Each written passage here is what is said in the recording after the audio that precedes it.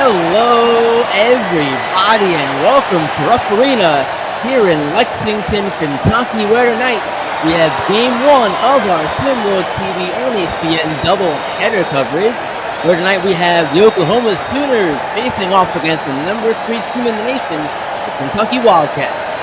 I'm B-Ron, and joining me tonight in the booth is head coach for Beast of the East, Asad Drayton. Drayton, good to have you here with me again, my friend. It's always good to be here. I'm slowly starting to become an Oklahoma fan. I've probably seen this team play in person more than any other team I have. Yeah, and the Oklahoma team, they are losers of their last 4 in a row. But they've been competing in a lot of these games. Their last game, as a matter of fact, was a loss to the Alabama Crimson Tide. It was 75-73 loss. So they just barely escaped that one with the loss, unfortunately for them. Kentucky, on the other hand, winners of their last 2 in a row. Their last game was another win against Wake Forest. Played them at the start of the season, and they won again on the road, 85-71 on December 3rd as well. I'm fairly excited for this matchup. Mark Pope is a great coach.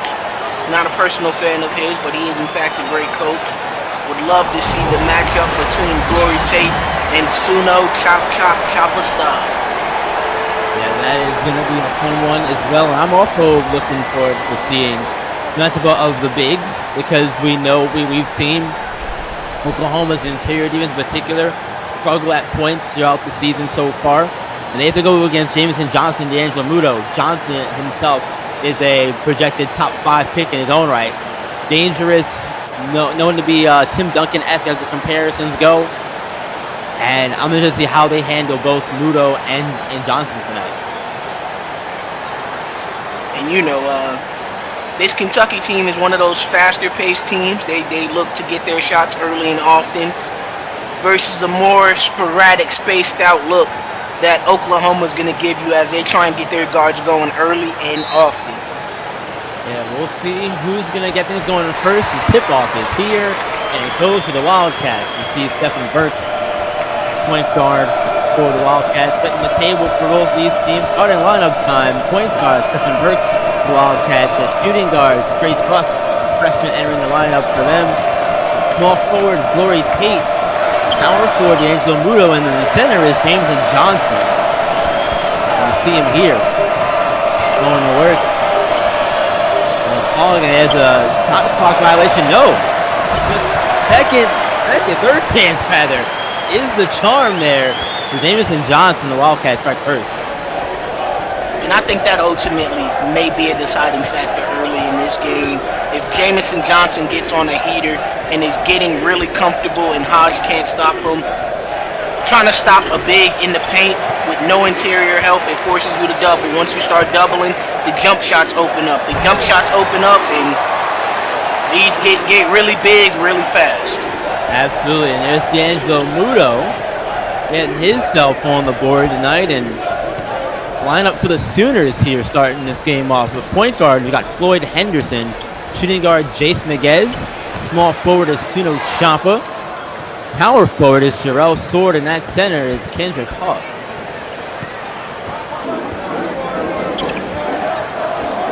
What are, Drayton, some of your key victories for this game for Kentucky? We'll start with Wildcats first. That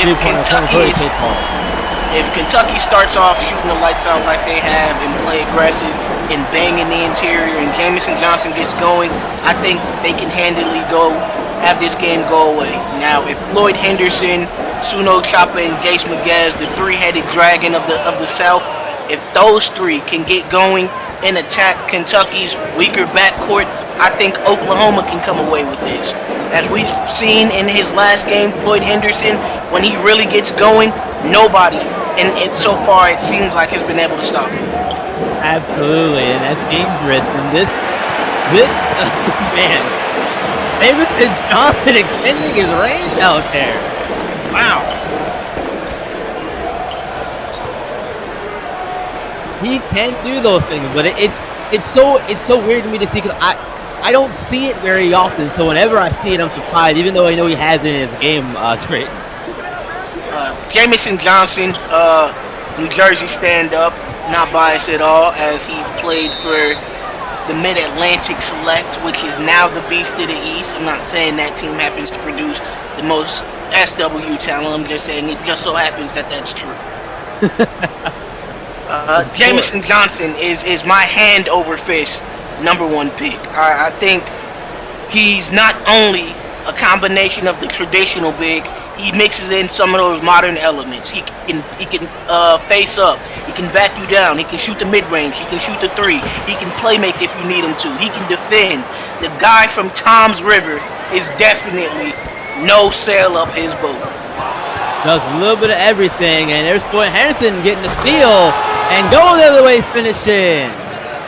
Floyd Henderson picking the pocket and getting the points there, cutting this Wildcat lead down to just 2.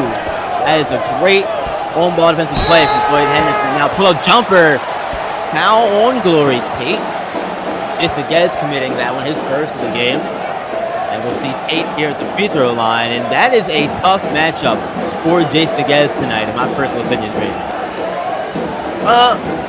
I'm going to say offensively it's a tough matchup for both of them. I think Jace Maguez is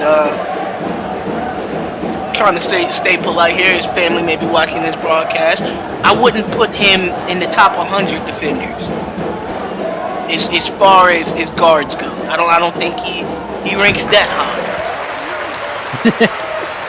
I do think it's a tough matchup for Glory Tate defensively, but I don't know if Jace Maguez ever actually has a chance to stop Glory Tate. And the thing about Tate that makes him, I guess I want to say dangerous, is that he is somebody who's always active on the floor, running around constantly, it seems like. And I think he gets that because of his Texas field background. He's got that stamina to be able to just go. You know what I mean? And as somebody who ran track and field, when you have that long-standing endurance, a lot of people, and I love bringing this up, a lot of people think that Stephen Curry's greatest ability is his three-point shooting. No, it's his ability to move off the ball. He doesn't get the looks that he gets because he can shoot. Everybody knows he can shoot. If somebody can shoot, you just stay in front of him. But he's willing to run literal laps around the baseline and the perimeter until he can get that easy shot. Exactly, and that's what it's about. We say it all the time, Drayton. Basketball is a game of movement, and moving without the ball is going to get you a lot of success. And you saw it right there. Hurts got himself open for Jamison Johnson, and Johnson got him the assist. It was being doubled, but it didn't matter anyway. Now Choppa getting the foul and the basket, hooping the hard. Choppa stop. Oklahoma native putting on for his hometown team. Yeah, this Oklahoma team, they have a few, I don't want to call them deficiencies, but one of their problems that we've seen is their real lack of a distributor for offense, or the point guard spot. And they're going to have one next season at Carson Clippers, and I think he's going to join the Sooners next season. How do you feel about that move, Rich? Committing to the Sooners? How is it impacting that season? try not to big up the competition, but Gulf Coast Lockdown has a couple special kids on their lineup. Cyrus Jackson, Kai Killings, and the de facto captain, Carson Cutler. I think Carson Cutworth is literally what this team needed. If they could have got him a year earlier, I think some of their losses get erased. Jace McGaz is a great shot creator, but in sometimes being a great shot creator, you have elite level confidence and you feel like you're never gonna miss. And sometimes when you feel like you're never gonna miss, you miss a bunch. Floyd Henderson, another elite shot creator, prototypical pro point guard. He can score, he can facilitate, but I don't think he wants to. I think when the ball's in his hand, his eyes are up looking to score. So Carson Cutworth gives this team a completely different direction at point guard. Yeah, and there is a difference, and I'm glad you used that word. He's not looking to score and want to score. It's D'Angelo Muto looking for and catching the lob right there. 8-point lead for the Wildcats as Henderson quickly getting the ball off the floor for the Sooners here. We talked about goodness for Oklahoma a minute ago, and Kentucky's going to have one of their own coming in next season, a player who plays for the originators down at SimWorld Hoops, Price Pope. And there's a foul on Johnson as Kendrick Hogg going to have himself a chance for a 3-point play here.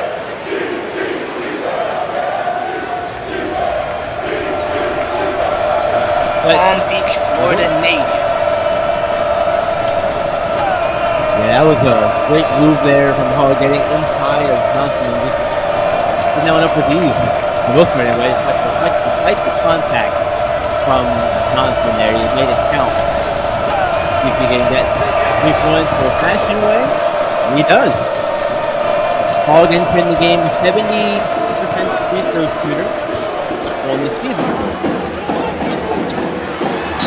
And we're going to have him brought up yet, but I'll bring it up here next. We saw it during that possession. But Oklahoma is playing a 3-2 zone. And we know that Kentucky shoots the three-pointer and shooting in general very well. Top 10 in the category. Top 5, I should, in three-point and 2-point protection. Anybody who knows me, and I say this early, I say it often, you always have to respect the disrespect to run a zone. Purely believing you're going to beat the other team by letting them shoot or allowing them to get to certain spots because you're not confident that they can make it is truly the highest disrespect you can have in basketball. It epitomized the idea of let him shoot.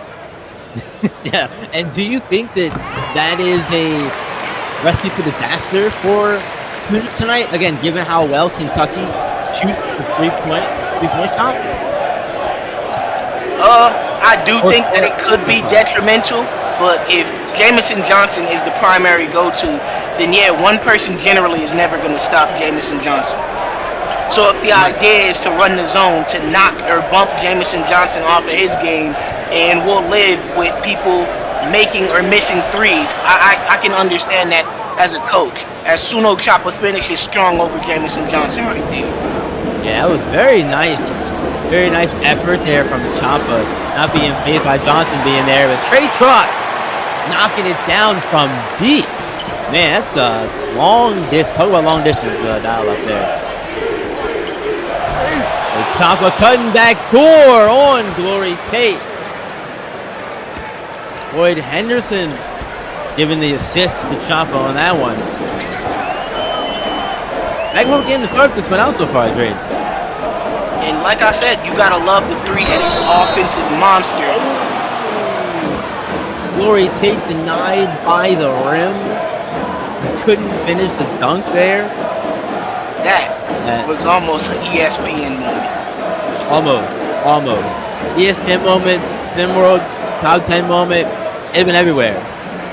Trade. As Glory Tate goes back to the line. Coming into tonight's game, Tate is a 81% free throw shooter. Very, very good from the line. You can see it there. We'll see some subs come in for both sides now.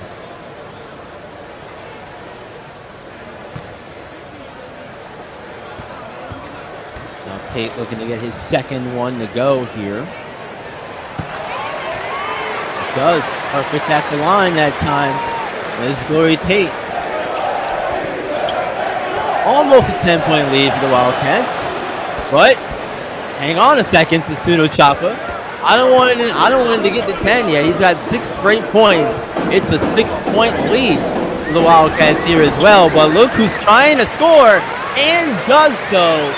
Glory Tate. Not letting up here. And I think Glory Tate taking it right into the middle of the zone and showing that that's not going to stop him from scoring on the interior is a scary sight again for this Oklahoma team, because they're already not a strong defensive unit. But that's foul number 2 on Jamison Johnson, and he has to be careful, because if he comes out, I don't think they have the depth at big for him to really be missing any time. Yeah, and that is a problem when you look at who they have around Jamison Johnson as far as fellow bigs go. They only have Jin Song Jang at 6'9", and then from there it's Jamison Johnson is their primary big, but Jin Song Jang is 6'9". He's their second tallest player on the team right now. So you have to imagine you lean on Dang or you go to a smaller lineup. Comes to it. You don't want to get it, like you said, obviously. But hey. And I don't want to harp on any kid's ability, but if we're comparing the caliber of player that Jamison Johnson is, this guy's definitely going in the top 3. I understand he's projected in the top 5, but there's no way in my mind Jamison Johnson leaves the top 3 off the board with the SWB teams that are needing for a big like he is. Jin Song Dang is a far cry from him. Yes, yes, and Pseudo Choppa, man. This kid is going crazy in the first half so far. He has done his part great to really have Oklahoma in a good spot here. And attacking there again, Glory Tate and Jamison Johnson. It feels like no one else out there on the floor right now. They've been going back and forth, scoring buckets these last few possessions, and great to see. People usually say you don't get to see a coach's medal or see how well they're tested until they're playing their own guys. Mark Pope is tried and true and tested, but the main people that he plays through happen to be Coach Calipari's guys. I know everybody in SimWorld is not a big fan of Coach Cal, but you gotta respect his recruiting pedigree. Raw elite talent to Kentucky as expected from the Wildcats throughout their history and run here in college basketball. Glory Tate scores another one. This kid is insane right now. He's got 11 points now.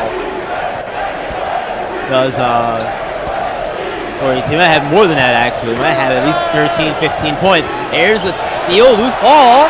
Oh, what a block! Jin Song Jang has the other way with it. Up and under scoop layup. Amazing finish. And that from Trav Cunningham. Wow. What a finish that was. Turning defense into offense there. Love to see it. And there's another steal. That one, that was Adonis Knight picking the pocket there. As Wildcats set things up here offensively. No, there's Adonis Knight. Oh my goodness. And you know he came meaning business, because to play basketball with no socks on is absolutely wrong. Absolutely diabolical behavior right there. It's Kadarius Silva on the steal. We're going to take a quick break ourselves, folks. Come right back.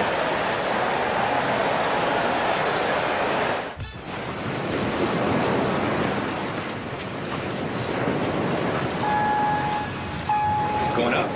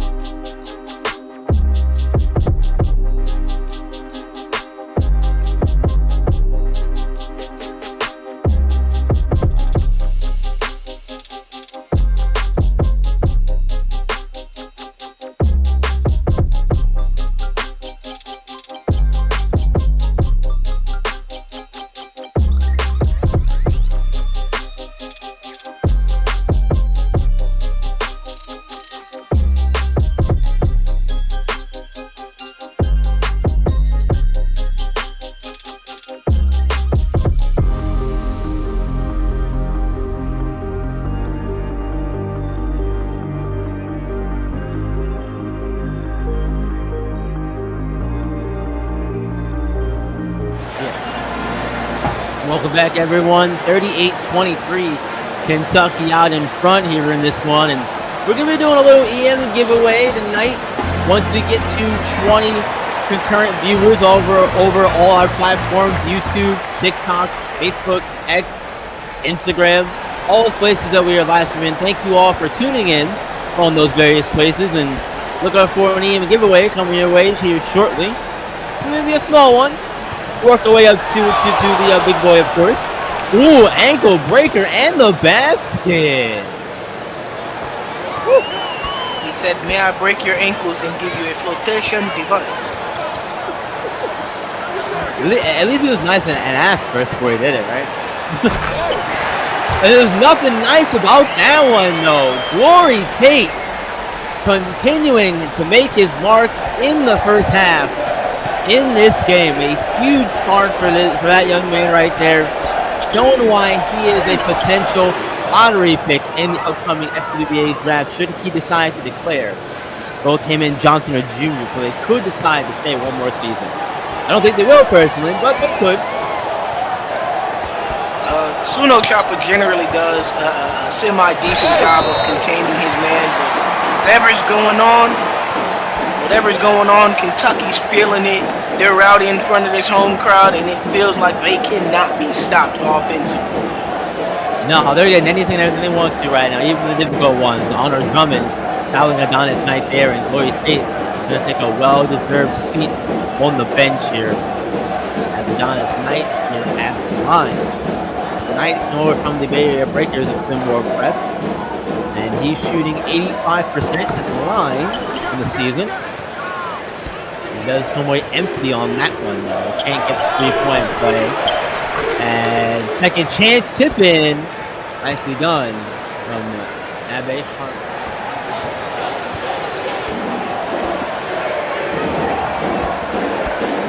And great to know, we were talking about it, we were on break here a minute ago. You had mentioned, oh, it was going to go into overtime. There's a foul charge on Darius Silva.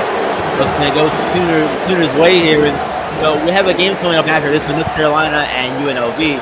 And last time you were there in UNLV, there was an overtime game. And it seems like you have a penchant for being in those overtime calls here lately, Drayton.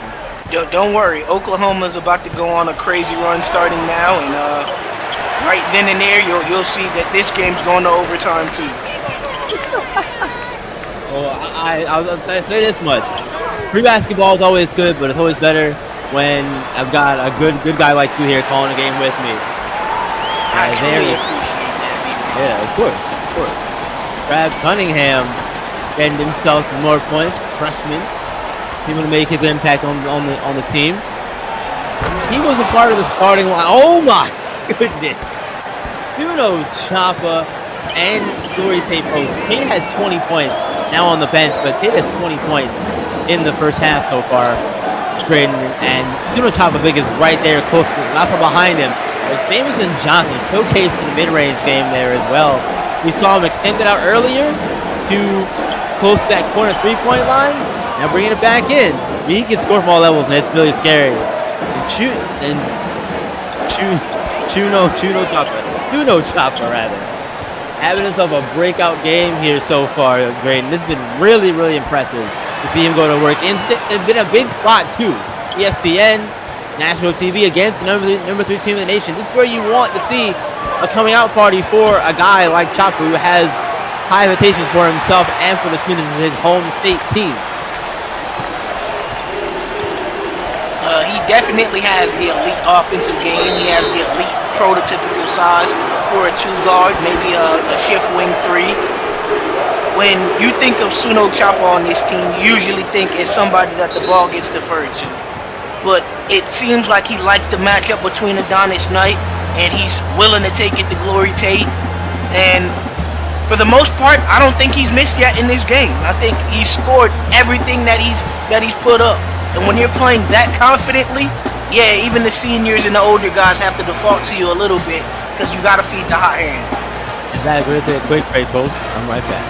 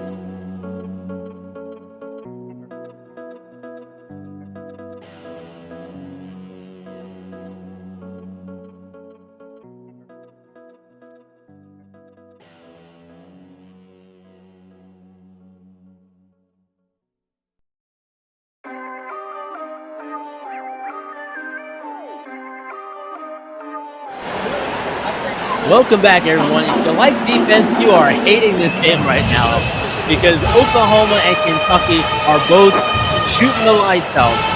Between Dory Tate with his 20 points, being 7-7 from the field, Zuno Champa, his 12, have a 5 from the field. Oklahoma is shooting 60%, Kentucky shooting 84%. There is no defense. For the most part, I have no words. The zone's doing exactly what most zones do, having holes in it. But I don't understand why Kentucky hasn't switched. If Suno Choppa is absolutely obliterating them, I don't know why they haven't switched that matchup and tried to put Muto on him, or just give him any type of different look. Because right now he's showing that he might be the best freshman in the country. And yes, that includes your Cooper Flags and Dylan Harpers. When you're a big time player, you show up in the big time games.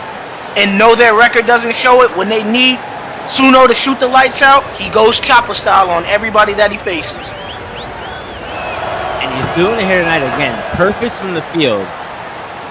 And perfect at the free throw line there. He continues to help the students try to get back in the game. And this is what I think has people, confused about Oklahoma at times, because they're competing in these games. It's not like they are out of any of these games, really. And their recent stretch here hasn't shown it. Again, losing the last 4. But this is a team that can be very competitive at times. And we're seeing it here again. That score may look lopsided, but Oklahoma's, in my opinion, competing in this one, thanks to Suno Chump.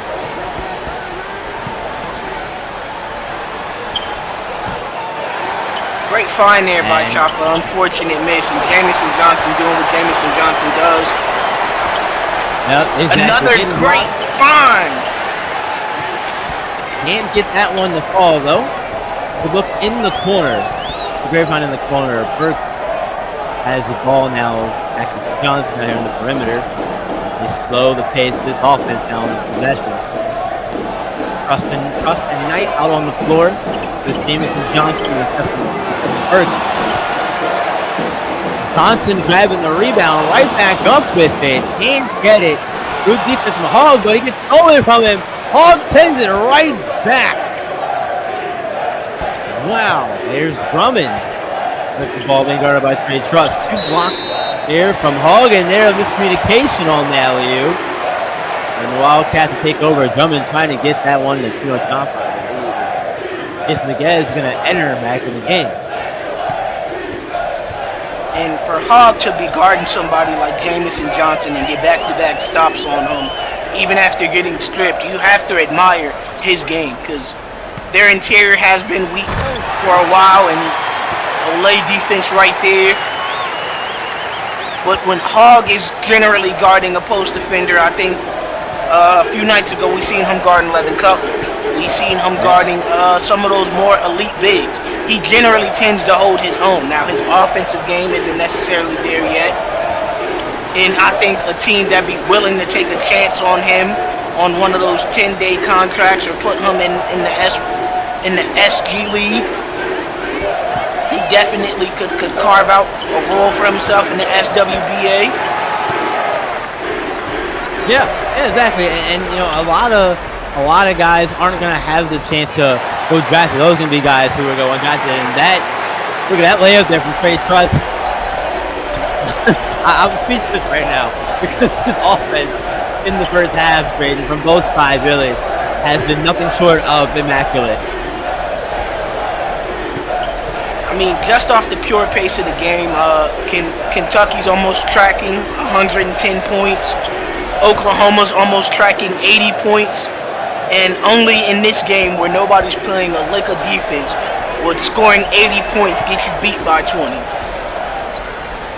I know this is a SEC and Big 12 matchup basketball, but right now it's looking like Big 12 football and no one playing any defense. You gotta love the football crossover for the Big 12, because defense has been so not there in that conference for so long that it's even trickled into the basketball. Yeah, it has. It really has. Miguez now trying to score. Can't do it there. Thomas Knight pumping him in the air, not letting him get that one with any sort of ease. Swing it around tonight here. Gets the screen from Trust. Shot clock down to 10 seconds here. Knight throws the ball in hand. A lot of dribbling here from Knight. Another screen comes his way. Up and in. Has to be furious. If I'm Coach Moser, I'm furious. You let him dribble the entirety of the shot clock and literally get to the exact spot that he wanted and score almost nigh uncontested. Yeah, that is definitely a spot where you're, pulling your hair out, sort of thing. That's inside the Hog. That one, dang, no basket. No, Hog is going to go back to the free throw line. Kendrick Hog will go back to the free throw line here. And, Kendrick Hogg's one of those really, really loud guys. You can hear him all the way up here in the broadcast view yelling, "Oh, he can't guard me. That's why he has to foul me." He's generally one of those guys that you're always going to hear his voice. He's always talking, very vocal, always wants his teammates to get some shine, so he's willing to do more of the dirty work, and he gets the first one to fall. Absolutely. The first one to go makes him 2 for 2 on the night from the free throw line. And you mentioned his loud personality here, and that is something that I feel like it can rub people the wrong way at times, especially if it's done in a way where it becomes abrasive at times. I don't think that's Hog. He doesn't strike me as that kind of guy from what I've seen of him and when we've seen him play. Yeah, he's loud, but it's not in a way where it's annoying to make him a villain necessarily. It's a level of he got his guys back, and generally guys like that who care more about the team success than their individual success usually always have long careers. And Jason Miguez absolutely laces that one as we continue to look for a defensive possession to be found. And when you're shooting, 80+%, 60+% from one side, if you're the other side, you're just like, man, halftime's gotta come soon so we can try to get them off of their rhythm here. Switching back might help or something. If there's a hard foul, Kendrick Hogg. There's some more free throws here. How's that for some defense? Like, at the end of this resulting in free throws, in some sort of defense there. The mindset was there, the execution wasn't. All out, fair enough. I want to ask you though, from a coaching perspective, in a game like this, where there is little to no defense being played, and you're winning no less. How are you feeling, and how are you taking that as a coach? You're not really satisfied with that, I would imagine, even though you're winning. It's a double-edged sword because you're like, hey, we're hitting our shots, but at some point, we have to stop them from hitting theirs. Because every coach eventually believes when the shot making slows down and you do go on that string where you start missing, you are going to need defense. It just hasn't happened for Kentucky in this game. Yeah, it hasn't. And even though Kentucky's shooting 80%, we could say you're not playing any defense either on Oklahoma. And that is true, but look at the lob. Throwing it up to D'Angelo Muto. What a pass that was from Stephen Burks. My, oh my. Miguez now getting double teamed. Ended up passing it out. Mid-range jumper does not go. That's Elias Gilbert. The pass side to Muto. Another one. D'Angelo Muto seems to be running up and down and running circles around them as they keep on losing him every time he's going to the basket. But with Floyd Henderson back in against Trey Truss, I think we get to see at least one final bucket before the half ends. We'll see how it goes. 5 seconds on the clock here. Henderson gets switched. Step back jumper from him. Does not go, and that'll end the first half right there. A 63-41 Kentucky Wildcat lead. Number 3 team in the nation, looking good, as the defense is not showing up, but the offenses most certainly have been. And here's my breakdown of what each team needs to do. If you're Kentucky, I mean, I'm limited on words. Keep playing basketball. What they're doing, I can't necessarily fault. I can't even say step up their defensive effort, because at the rate that they're playing offense, it is their defense. Oklahoma, eventually, you're going to have to get a stop. I mean, I understand this is a back and forth game, but the back and forth is not necessarily in your favor. So you have to allow Suno Chopper to come back in and take back over offensively. He still hasn't missed a shot. He has 18 points, 7 for 7, has only missed 1 free throw. I'm not saying this game's on his back, but if it's on something, it's on him. Certainly feels that way. We'll see what changes are made. Second half coming at you, folks. Stay with us.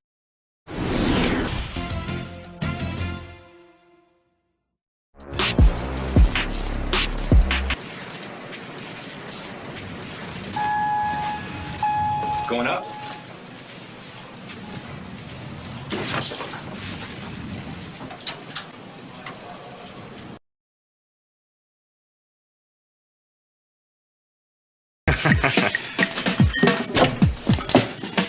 Delivery. Give me a shot if anybody comes in. You got it.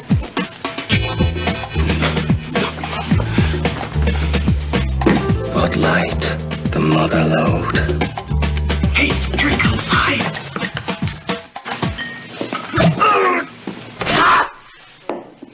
Did you hear something?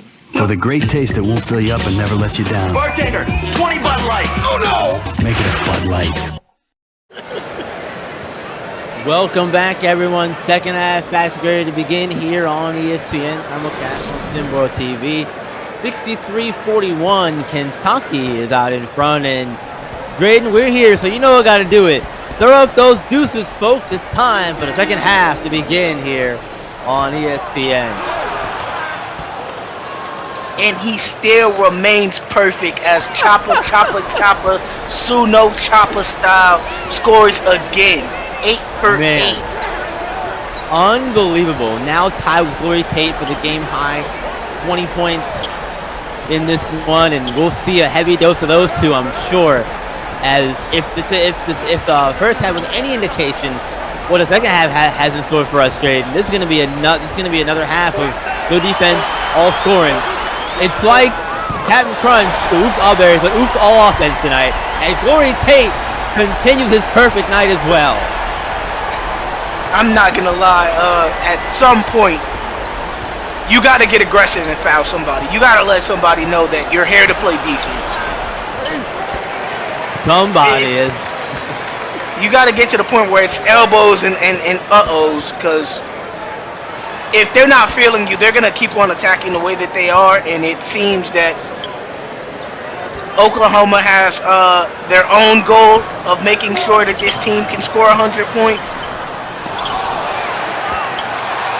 That team goal is now. They're knocking on the door, man. They're at 66 right now. They're gonna hit that with ease. I feel like if they keep scoring the way they are, they might get there with 9 minutes left in the game.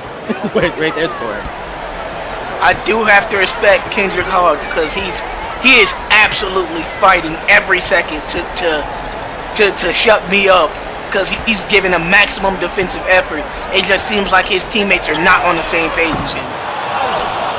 Knight can't knock down the three-pointer there.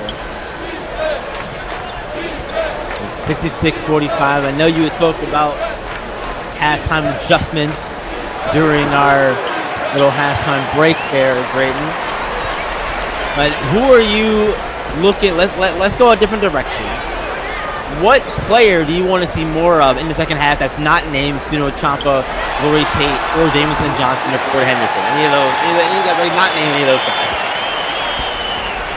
I'm sorry, I'm in awe that they let in another corner three. Floyd Henderson has to show up. For some reason didn't finish the game against Alabama. He might be slightly injured and is trying to just play through it, and they're not trying to announce the report of it. Floyd Henderson has to show up. Jace Miguez has to show up. You can't expect to beat a top dog like Kentucky when you have the big name guys on your team simply just aren't showing up. Yeah, Miguez so far only has 6 points in 16 minutes, 2 assists. Henderson 2 points in 12 minutes and 4 assists. They have a steal as well. So, but yes, definitely not the game you want to see from those two. What we do want to see is more people in the stream overall. Everywhere we're streaming the game tonight. More people in here. We got 20 people in here. Want to do that live EM giveaway though. Got to get to 50 concurrent viewers in the live stream on all our platforms. Once we get there, we'll do that giveaway. But you must be present to win, baby. You gotta be in here to win. Right, Drayden? Be in it to win it. 100%. We want to do a giveaway. We also want you to bring some people aboard in the SimWorld. We've had some new coaches join over the last few days. But guess what? We need more. Channel my inner Kobe Bryant. More coaches. What does that mean, B-Ron?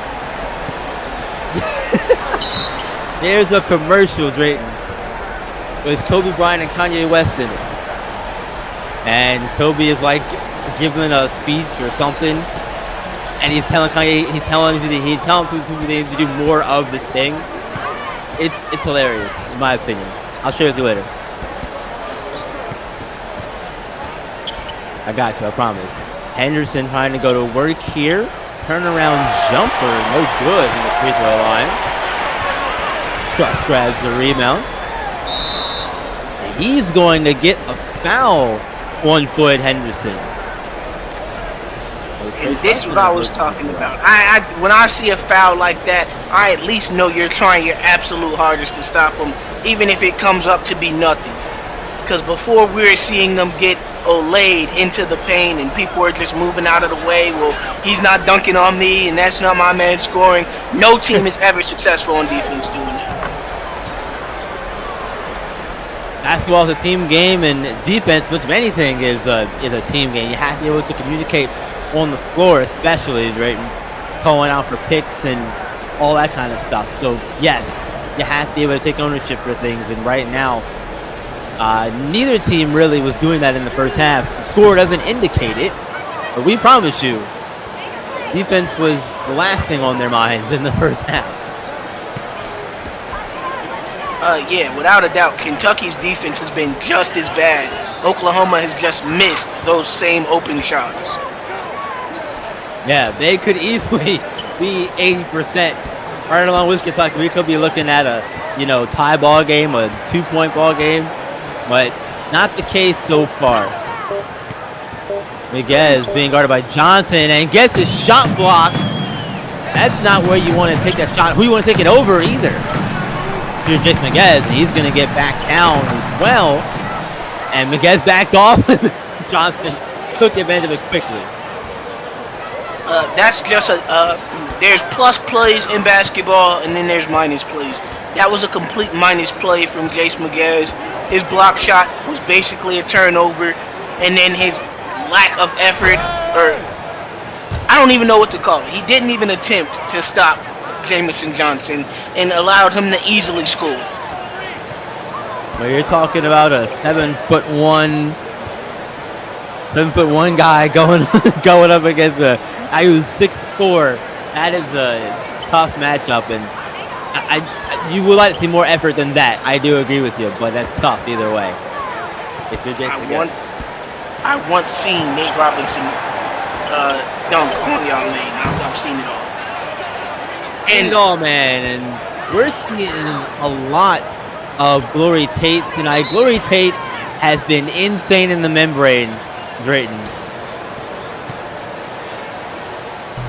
Glory Tate, when we're talking about somebody that's lighting it up, Glory Tate's the god. But speaking of lighting it up, Nat Hawkins, Bam Wallace, they're going to be lighting it up later tonight as UNC goes to UNLV.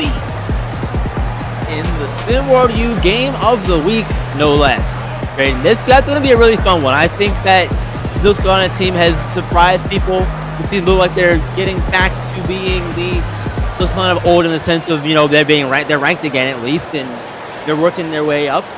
UNLV, on the other hand, they're trying to get back to the glory days of the Running Rebels, and for all the talent they haven't really impressed me personally all that much. But then in spurts, sure, but I hadn't been consistent enough to where it's, yeah, okay, they're back.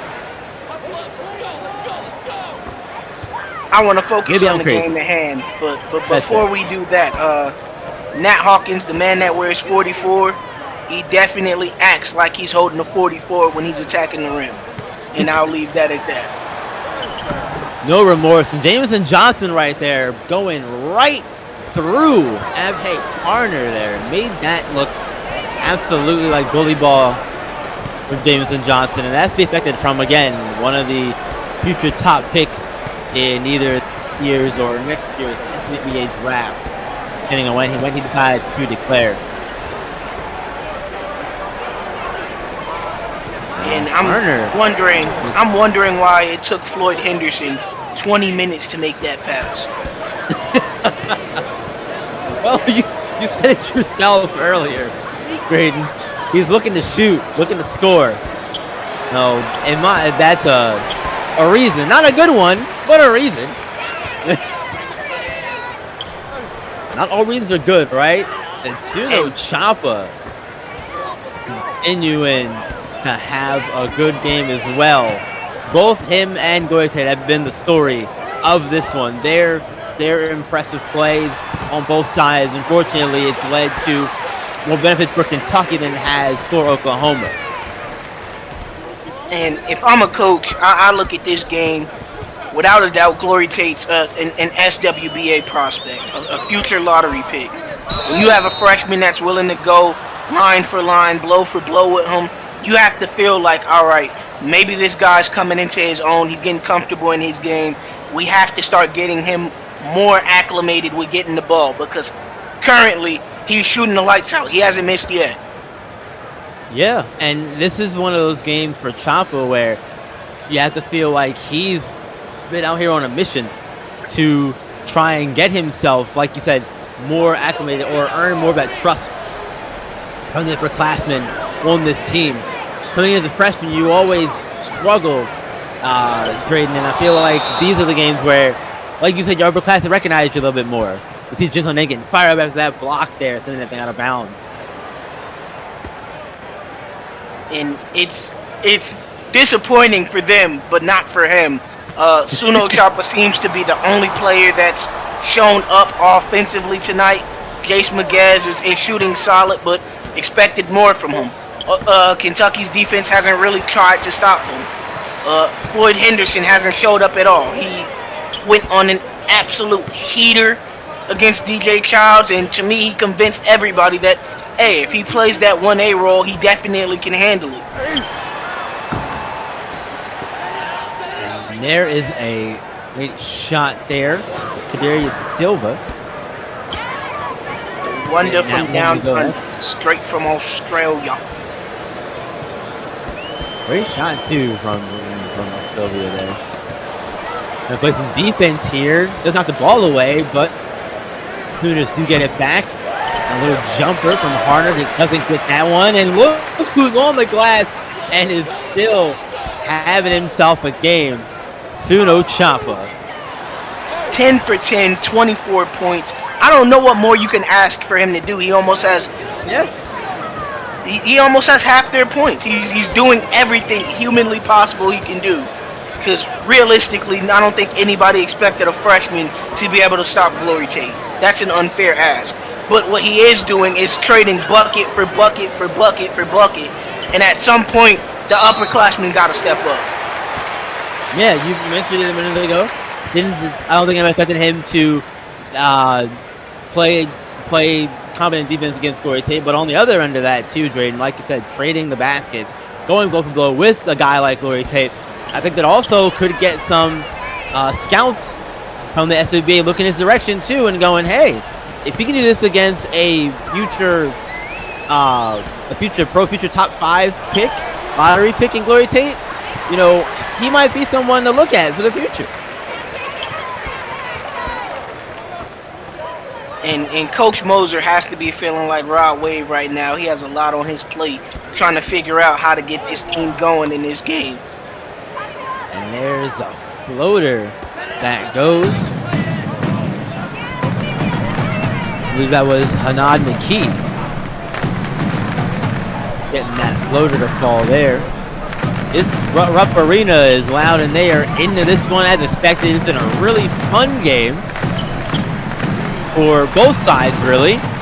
And there is another 3-pointer from Glory Tate. Allowing somebody to go 6 for 6 from the 3 is heinous. This is a war crime in basketball. Diabolical work. Diabolical work, Drayton.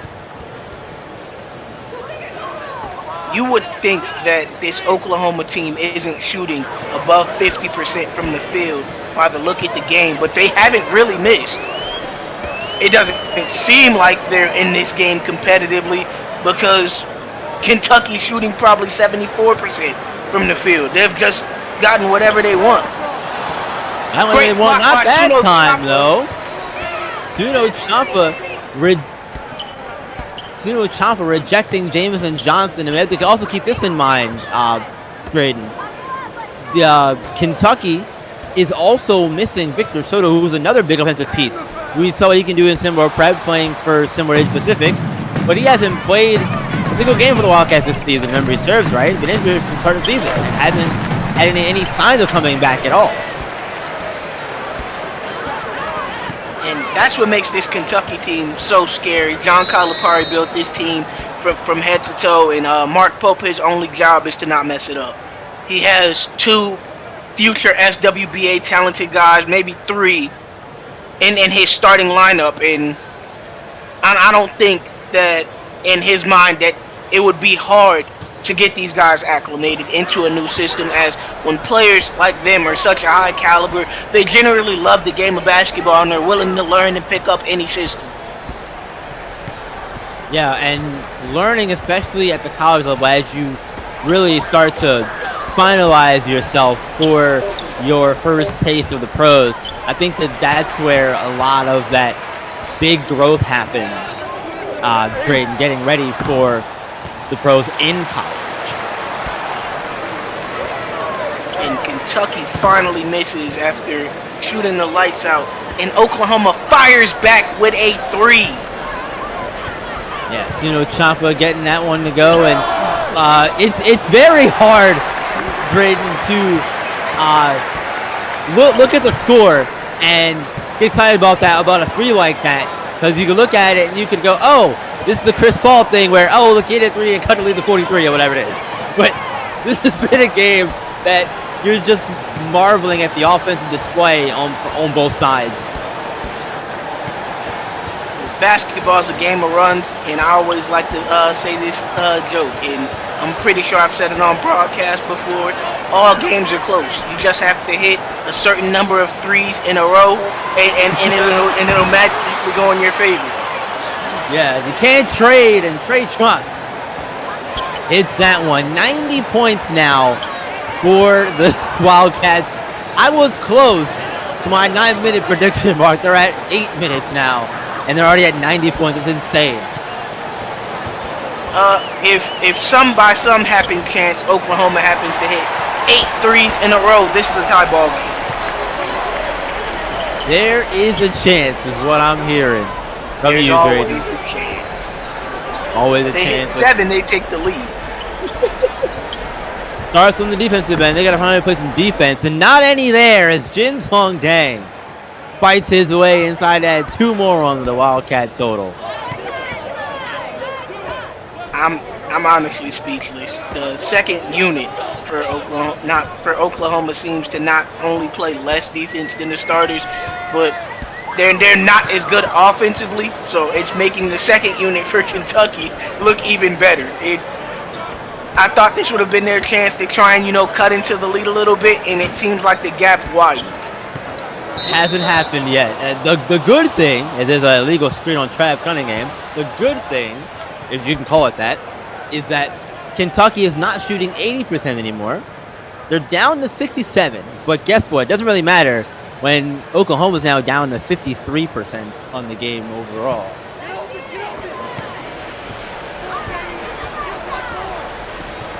Chopper style. Now Miguez has it in the corner. Being guarded by Burks. Shot clock here down to 10. Hogg gets it. Swings over to Drummond. Gets the screen from Hogg. Back out to Miguez. Shot clock down to 3. Miguez fires. Front of the rim. No good. Trey Truss back the other way with it. Johnson has it. Being guarded by Sword. Gets him in the post. Decides to kick it over to D'Angelo Muto. It's a smart decision as he gets the mismatch and scores. Everything and anything they want, Drayden, they are getting. If I shook my head any harder, my studio booth headphones would come off, as the level of disappointment I'm seeing in this lack of defense is beyond astounding. Yeah, it feels like most of the live stream chat feels the same way that you do, Dre. Not pleased at all with the lack of defense from Oklahoma. Kentucky, on the other hand, very pleased by it. They're adding a lot more points on their total, making 96 and a chance for 97 as D'Angelo Muto gets fouled and the points. And man, what more can be said, right? This game's still close if, by happen chance, Oklahoma hits 11 threes in a row, they win this game. 11 threes is crazy work, my friend. Crazy work. Muto does not get the free throw, though. Well, maybe that is, sometimes it's the little things, Drayden, and look through the vote. Wait a second. Steal, loose ball. Muto on the floor diving for it. But it's going to go Oklahoma's way anyway. Right back to the Sooners. I'm honestly embarrassed. I've gotten to the point where if they get a stop, I'll be happy. This was not the Oklahoma team that I was hoping I would see tonight, as they do often become this Oklahoma team where they have one guy who does really well and then the other guys just don't show up. In order for them to truly be competitive, the three-headed dragon has to blow fire from all three mouths, not just one. Yeah, it was Deonta Tice going on that one for the Sooners. And yeah, this is very, from what we've seen, typical Oklahoma basketball of the season. And it looks like that trend is continuing here in the game where the offenses have looked really good. The Sylvia hits from 399. Man. 11 threes is all they need. Game still close. Man, this has been a impressive performance offensively from Kentucky. There was in Hoop Hype this morning, there was the very first headline was something like, could Kentucky be considered among the top teams in SimWorld U? Yes, of course. Why is this even a conversation? I don't understand. I think, and shout out Skinny for this one. Would you like some coffee? I think truly that they're one of those teams that like nobody actually likes. That like, it's like Alabama in football. Yes, you respect that they're a good team. Yes, you respect the pedigree and the amount of talent that comes there. But I don't actively ever see anybody rooting for Alabama football. Just like we can all agree that this Kentucky team is talented. They're rightfully so number 3 in the nation. They only have 2 losses. They've blown a litany of teams out. But does anybody like Kentucky basketball?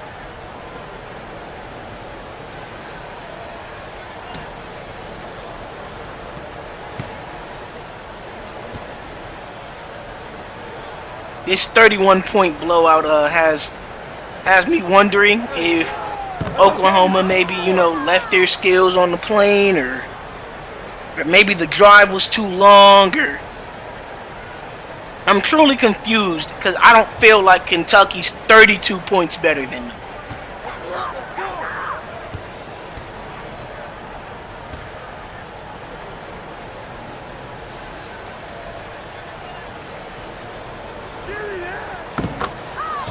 And he connects both free throws, extending the lead to 33 points with 3 minutes left to play.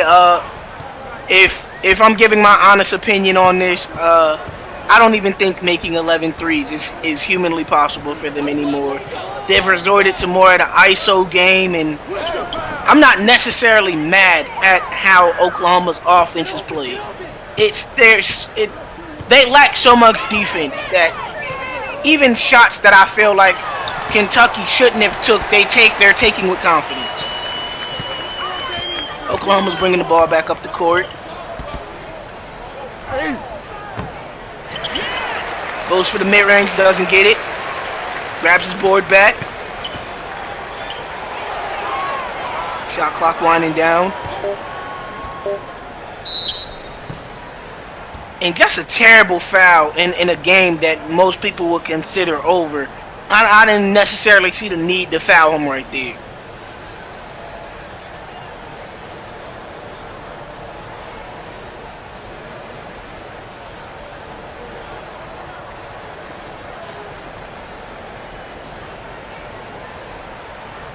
And if you're wondering why you don't hear B-Ron, his mic got cut, as we're currently looking for the issue for why his mic got cut. It'll just be Drayton, and more Drayton, similar to how OTR goes. Elias Bilberry at the foul line. He misses the first one. Now, I do believe that is his first missed free throw of the season. You can definitely get that checked for sure, Drayton. Thank you for covering for me. Wires got crossed there in my headset, and whole thing got jumbled up. But we're back in business now, my friend. Back in business over here. Jameson Johnson going to work on the inside, and look at the beautiful spin move on Harner there to the basket. And I have to question why Kentucky has their starters in at this point. If you're getting beat this bad, what are you hoping for? Padding of stats to increase a draft profile? Kentucky's so confident they have Jameson Johnson bringing the ball up the court. Yeah, well, look, man, in the era of positionless basketball, you can do that now. You can have those guys bring up the ball, and it's not a problem anymore. Turnaround jumper when Jameson Johnson goes, and he's showcasing all his skills right there. He said, I can play point guard too. I have no words. I can understand why Oklahoma has several of their starters, and as Suno Chopper finally misses one, and it happens to be on a block. Yeah, Jinsong Dang got himself another one there. Fired up about it too, understandably so. But yeah, I'm also surprised that Kentucky starters are still in the game. A few of their starters are still in the game. You see Johnson in there, and you still see Burks in the game. A few of their starters are still in the game, yes. But I think if you're Oklahoma too, I think you even get your starters out of the game too, and have some of your other depth, younger players get some experience here for what it's worth over the last minute or so. Ross Johnson's going to continue to go to work and not score that time, but he is going to rebound and more points for his stat sheet. At that point, I think he missed on purpose. He 100% missed on purpose. He wanted to add another rebound. He's chasing the double-double. Is this legal? At what point is this a notch on Coach Mark's view? I mean Mark Pope. Got the coaches confused. Mark, I understand, yeah. At what point is it a knock on Coach Mark Pope is your question. I don't like it any more than you do. And I've got to ask from your point of view, Coach. How are you feeling on the opposite side of this? If you're Coach Moser. As a coach, I find I'm not gonna say it's disrespectful. It's in distaste. Like you have a guy that's gonna be a top 3 draft pick, a guy that everybody knows when he enters the draft is gonna be a household name, and you're keeping him in a 32-point beatdown unnecessarily. And then you have another guy like D'Angelo Muto who's also trying to pad his stats. Another future SWBA talent. I don't get it. What are you trying to prove? The game's already over. Yes, it is. We finally hit zeros on the clock. Kentucky wins this one handily. 109-77 over the Sooners. Kentucky is going to move to 13-2, win their 3rd in a row. Sooners will fall to 5-11, losing their 5th in a row. For Coach Drayton, I'm B-Ron. Game 2 coming up. See you over there for UNC and UNLV. Have a good night from us here in Kentucky. We'll see you very shortly for Game 2. Won't go. Rebound Bosch. Back out to Allen. His three-pointer. Bang! Now there's a steal by Murr. Underneath the DJ. What's this gonna be? Lead pass. Stop it! Stop it! You did not do him like that! Now goes to roll. Brandon, a three-pointer out front. Hit it! Yes, he did! Iguodala up for the layup. Oh, blocked by James. Decide not to use it. Curry way downtown. Bang! Bang! Oh! LeBron James with no regard for human life. Down Kobe. Oh! Up high. Down hard. Is this the time?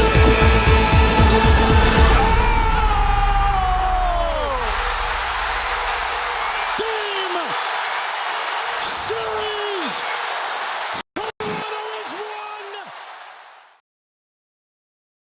Hi, my name is Jasmine Wesley, and I recently joined SimWorld Hoops. If you love hoops as much as you love art, you've got to check out SimWorld Hoops at discord.gg/SimWorld Hoops.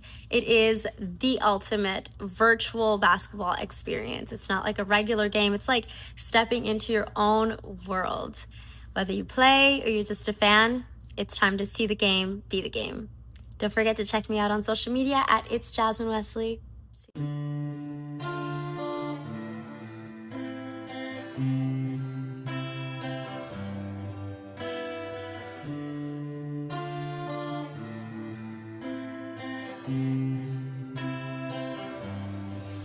Ha pasado mucho tiempo, tengo amores esperando mi regreso. Estoy cansada de decirles que lo siento, en mi futuro ustedes no los veo. Ya me acostumbré a estar sola. I found happiness en el mar y las olas. I refuse to settle. Even if it meant that I'd be alone forever. Pero tú me enseñaste que el sexo no debe ser la única pasión en una relación, que soy linda con make-up on, también natural como soy, como soy. Me enseñaste que los sentimientos que se siente uno al otro pueden ser mutuos. Me enseñaste que el amor debe sentirse como el amor.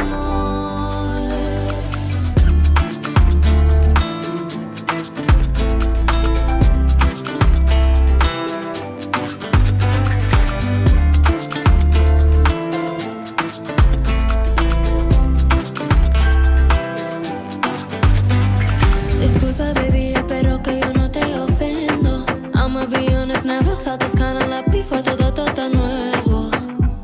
I like keeping a surface, a really good way to keep 'em.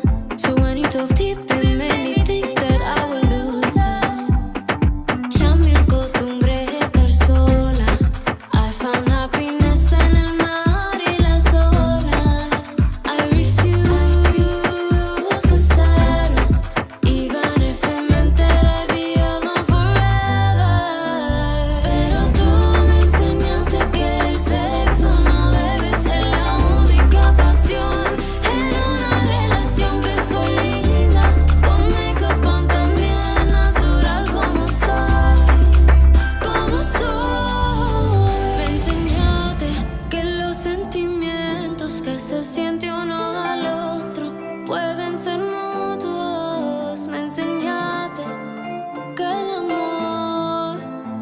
sentirse como el amor.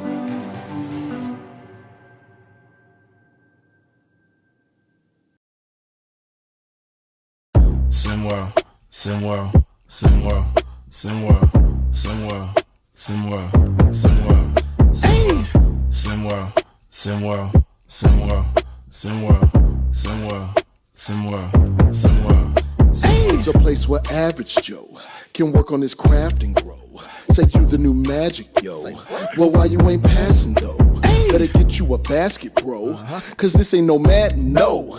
This is real ball life from prep to pro. Gamar Park, this ain't no fashion show. It's the opportunity for you to be the one to shoot the three. In the clip, game on the line. They like, who is he? Must be the 2-3 or 2-4. The one twice. Coach saying do more. Scouts like that boy nice. Drive up the price, push up the stock, build up your name, stir up the pot, piss off the eye. As a player or a coach, here it is, dog. SimWorld, this is your shot. Yo, yells.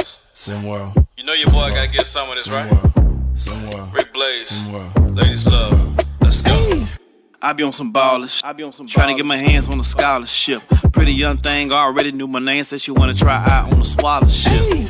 Hold up, let me PG it. Porn go past, but you know I'm gon' do it. Podcast fast, big Bob on the snacks, and you know I'm in my bag when March can't beat it. Baby, I be tripping with my foes, tipping, shot out to the ballers. No bull like I'm pippin'. Rick Blaze hit him with the freestyle. SimWorld Hoops, man, them boys wild. SimWorld, SimWorld, SimWorld, SimWorld, SimWorld, SimWorld, SimWorld, SimWorld, SimWorld, SimWorld, SimWorld, SimWorld, SimWorld, SimWorld. And then when their lead expanded, they turned into a highlight machine, except for the problem was there was no film in the camera.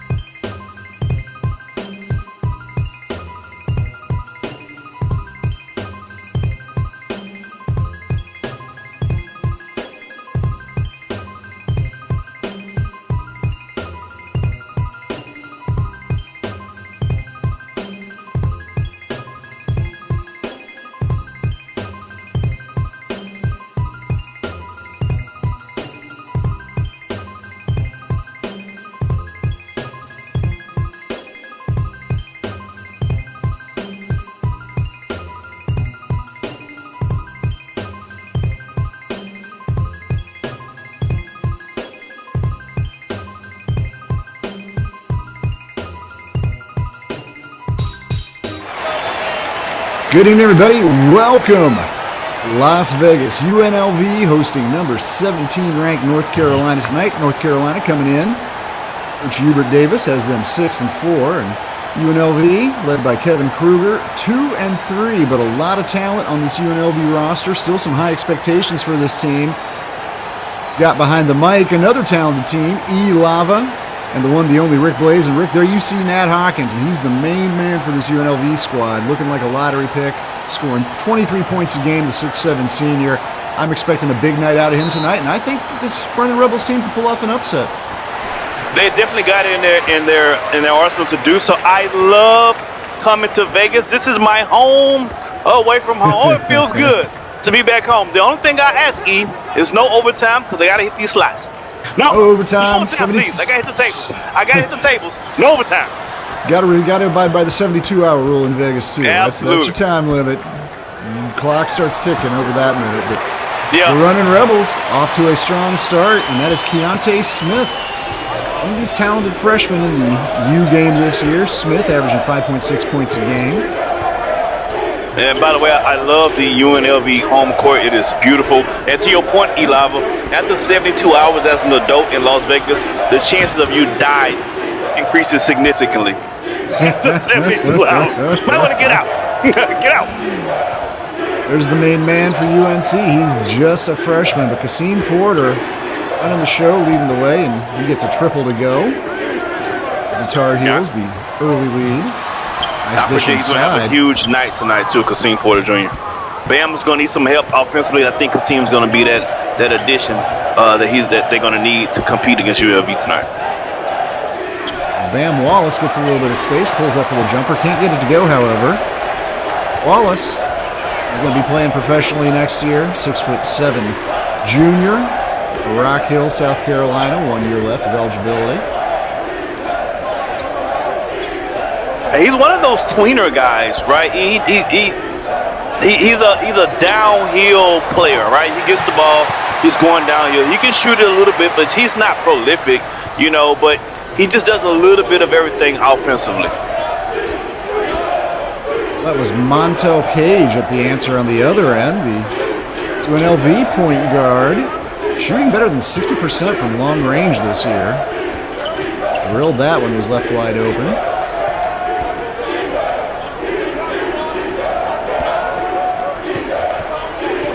Both teams have the ability to run up and down the court. So I think the key for great shot, I think the key for both teams will be who can excel better in the half-court situation, because running up and down court, they both do that very well. Well, North Carolina took that last possession down to the final ticks of the shot clock. Kamarian Bracken scores. Another nice player Bracken is. And there's a lot of nice talent out here on the court tonight. Once again, Absolutely. Cage has it. Cage gets a little bit of room to work with. Oh, just kind of flips it into a teammate underneath there. He saw Nat Hawkins through a forest of light blue to get that assist.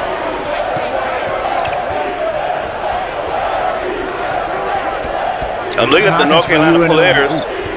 I'm looking at the North Carolina players. I'm trying to see which one anybody have on those Jordan number 9s, the white with the blue, with the baby blue trim, or the number 11s, the patent whites with the baby blue. Those are my fave joints right there. They go perfectly with these Jordan North Carolina jerseys. Yeah. We see Keontae Smith, 6'11" freshman, just got the swat right there, but foul also called. It's on the North Carolina line. Kamarian Bracken just got a bucket a second ago. Goes back. 6'1" sophomore out of Annapolis, Maryland, averaging 8.5 a game.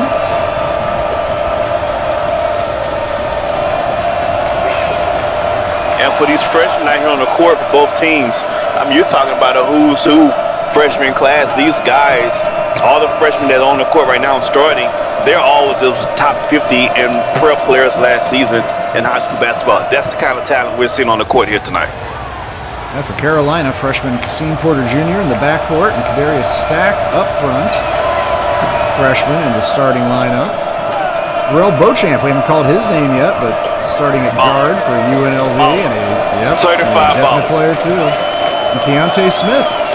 So, new apiece for these teams, talented freshmen out there. We're all locked up at 7. A nice drive inside and a great finish. Hand down. Pick him up. Pick him up. I thought we had to get the gurney. He's still on the ground. I hope we got to get the gurney or what? We got to clean up on all 3. Somebody made a miss. Nat Hawkins is a tank. At 6'7", 235, he's just a load to deal with. And oh, good shot. Nice shot there by Porter Jr. Gets the score over Nat Hawkins. You're talking about Bam Wallace for North Carolina being a little bit tweener sized, and he is at 6'7", 210. Kind of true of Nat Hawkins as well at 6'7", 235, particularly with his old school game he has. I mean, he can actually step out a little bit, but this is what he really does. And put him in the mix. Throw a couple older names out there. Sort of reminds me of Corliss Williamson, Arkansas Razorback star of years ago, and Larry Grandmama Johnson. Just about that height, about that kind of athleticism, about that kind of weight and mass to throw around. And absolutely. Nat Hawkins, fun to watch out there. Oh, and Nat Hawkins gets the ball here. Steal for UNLV. Anything on the other end? No foul call. That's just going to stay down here, however. Good defense. Swatted. Yeah, no. I mean, that nicely done by Miles James, 6'9" sophomore. Averaging 1.3 blocks per game. Yeah, I'm a firm believer that any player on this level and better with the last name James or Davis plays great defense. Jarrell Cook the third has it up top. Finds in the corner, wide open. Look at that. There's Beauchamp. Cash. Hey, that's Carson City, a Nevada guy. native. He's a Nevada. He's a home state boy. They kept him here. Yeah, and that's a guy. If you're North Carolina, you do not want to see him getting on the road because he can give you charity. He can give you charity in the night. You don't want to see Beauchamp get on the road. Trust me, he can give you charity. Marion Bracken with another bucket. He started strong. 6 points for him early. UNLV up by 3, however, and they have the ball. And just evading the entire defense. Easy cut to the hole. Another bucket. Jarrell. Okay, all right. I didn't say what I didn't say my piece. Averaging more than 13 per game. And UNLV talked about they could be on an upset tonight. Yeah, well, there's another one. And once again, Bracken. He's on his average. Out tonight. He's on his average for the year. 8 points, averaging 8.3. The lights are bright. The lights are bright. Once they get on this stage, we're on ESPN, baby. The lights are bright. It's time to bring your A game. And the Rebels have it. Try to score inside again. This time won't go, and the Stack has the rebound.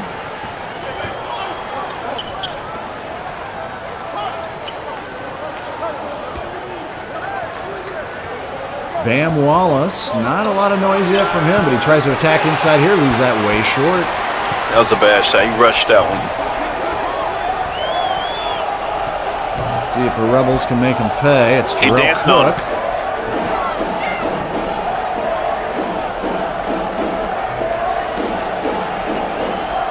A lot of movement on offense from both teams. Can't say it's stagnant out there. Good ball game, actually, so far. 6.5 minutes in.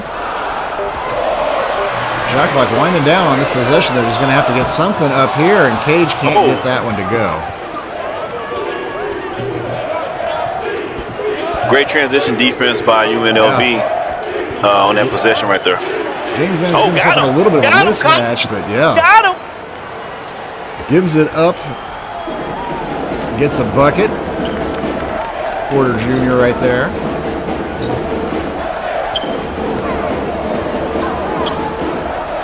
So again, Beauchamp gets inside, finds Cook wide open, but he gives it up. A nice interior pass. Good defense by Porter. Yeah. Good defense. Yeah. Oh, nice transition. That's where both teams excel in the transition game. Stuff right there from Kadarius Stack Jr. Promising freshman. Gives UNC back the lead.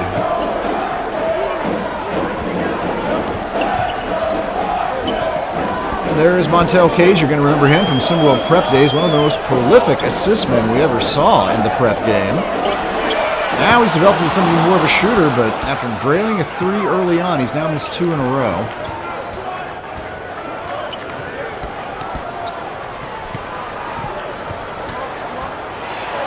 Oh, got him off the dribble.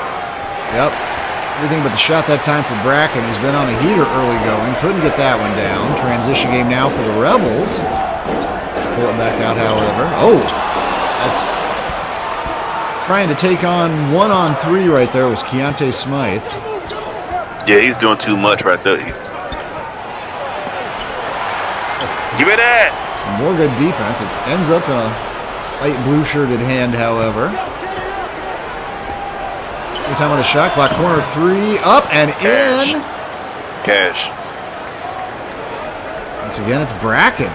He has been the story so far for UNC, and what was a 5-point deficit, now a 4-point lead for the road team.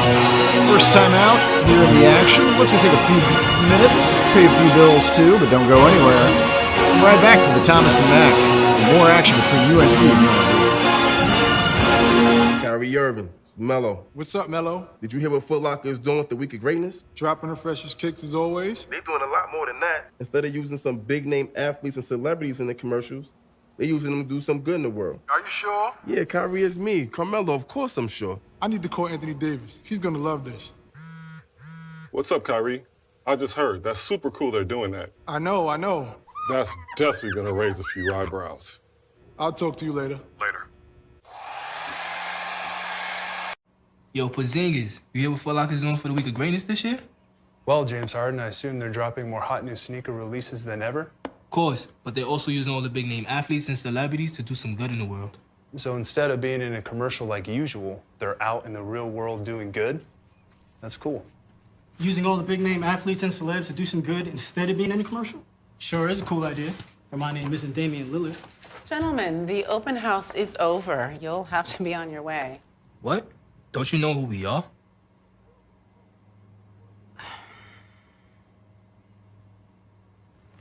Her ass was alright. Don't ask me if I'm alright. Pray this shit gon' go right. All my people alright. All my people alright. All my people alright.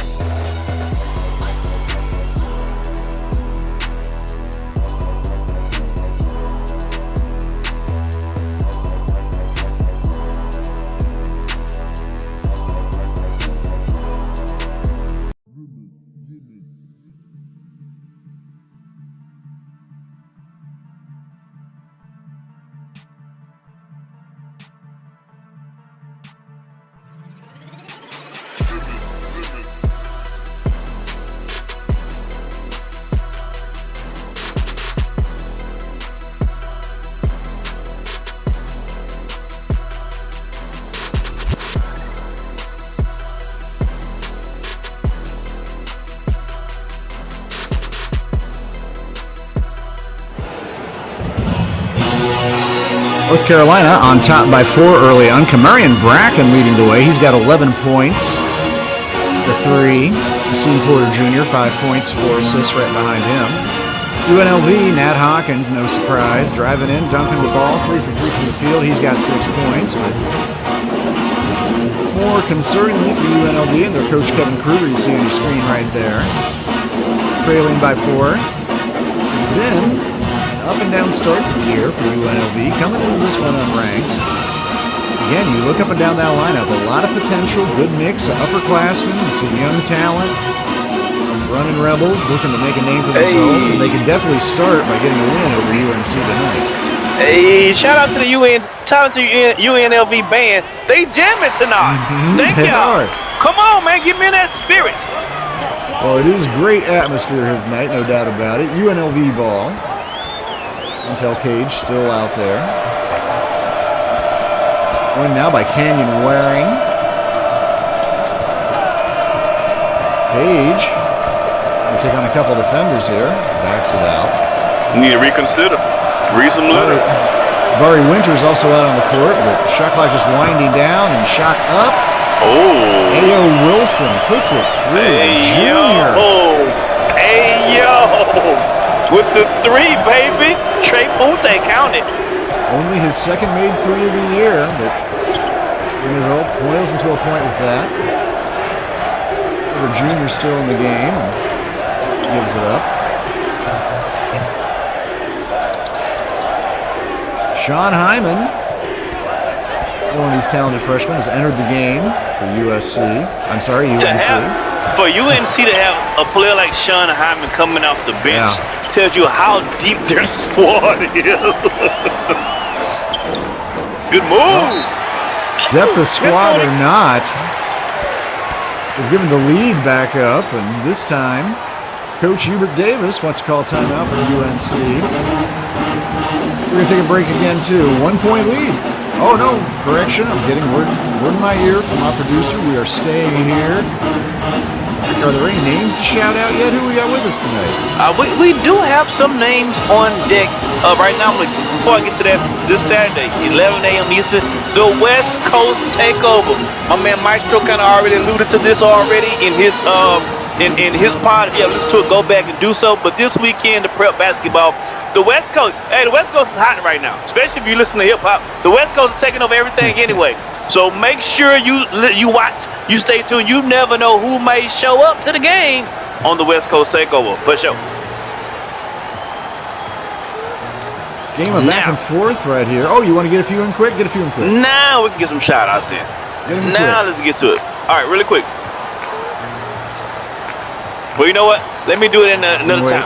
All right, we got proper time to do it. Fine. We want to do a shout-out. Make sure you guys like, subscribe, everything on the channel. SimWorld Sports, see the game, be the game. Don't play yourself. Action back underway here. The Thomas and Mack Center. And the drive by Jamarian Shuri, excuse me. Hard foul. That's a good drive. Good drive. He had the one-on-one. He had the angle. The paint was open. He went to the lane, drew the foul. Smart basketball. Jamarian Shuri hasn't got a lot of minutes so far this year, but he's a senior. And steps to the line like a senior should do. Calmly puts it in. And I'm hearing in practice, the coach for North Carolina, Coach Hubert Davis, doesn't really like his players doing a lot of dunking. I think I know why. Because he can't. He never could dunk. See, people who can't dunk be hated on those who can't. Let the boys hang on the rim. Let them have a good time and stop being so petty. Sean Hyman might have something to say about that. Absolutely. If I recall from his prep days. Well, the lead just continues to go back and forth. UNLV looking to steal it back here, but Canyon Waring couldn't get that shot to go. Oh, nice dish. Good pass. Great pass. Nice little 1-2 there. Porter Jr. puts it up and in. I think that's assist number 5 for Porter Jr. already in the first half. I'm telling you, this guy was having a monster game. He's already off to a good start. Nice little move there from Canyon Waring. 6'8" forward. Averaging 4.6 points per game. Struggled with his shot in early action this season. Good way to get yourself going with some in-close shots like that. And UNLV back to within a point.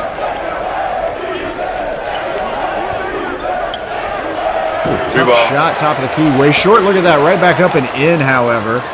Good position. Skyland Smith Jr.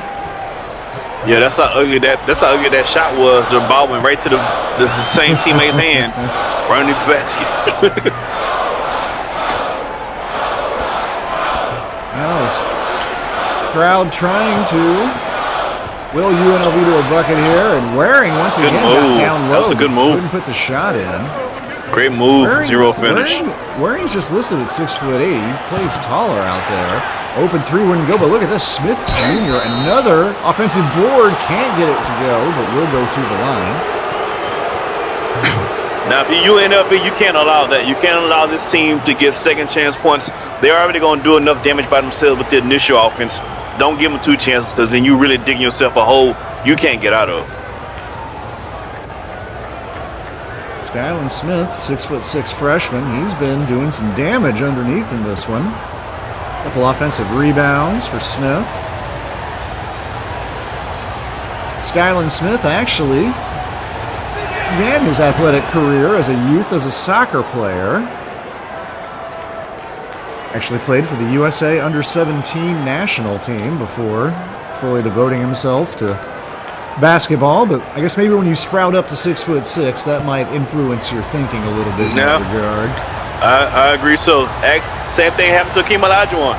He was a soccer player, but then he got to 6'10". We're gonna go ahead and get to this. We're gonna try basketball out for a change. Although the dream as a goalie would have been a lot to deal with, I think. Man, that's crazy. I agree. Agreed. Can you imagine? Agreed. How do you score on that guy? Oh, UNLV looking for a score here. That was not easy, but A.O. Wilson having a nice start to this game. A.O. Wilson. All his shots are tougher than Fiesta meat. Good shot, A.O. Yeah, he's from Staten Island. Makes sense. There's Shaolin land. UNC on top by 5, however, approaching 7 minutes to go here. First half, and what's been a high-scoring affair so far. I mean, This thing keeps up at this pace, we're going to be on a 100 apiece kind of pace. Yeah, it's on that pace right now. Hey, yo, shoot it. Oh, no. Oh, Ayo thought about it. He's going to take it inside. Double clutch, can't get it to go, but he gets his own rebound. Shot clock resets. Waring has it. Oh, good move. Oh, good Barry defense. Winters, yeah. Nice. Tossed away right there. Like a Caesar salad.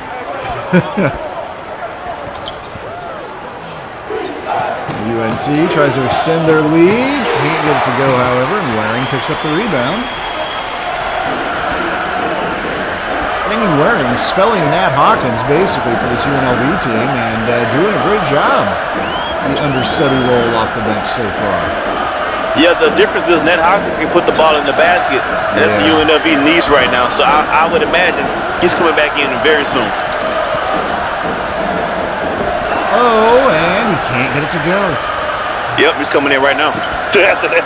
That is going to bring the talented senior back into the ball game. Uh-oh. Once again, Skyland Smith having himself a game out here. A freshman from South Carolina, the putback dunk, 7-point lead, biggest in the game for UNC. And you already know with these North Carolina, you know UNC going to get all the athletes, so I'm expecting that. Hey, how you doing? I got 2 large pizzas for Rudy, extra cheese. I ordered that before. Who are you talking to? I mean, I'm talking to my friend Stephen Curry. There's nobody there. You don't see Stephen Curry standing here? Good luck, buddy. Man, people are weird these days, huh? Oh, Steph Curry, Steph Curry, Steph, helping me out, turning me into the best.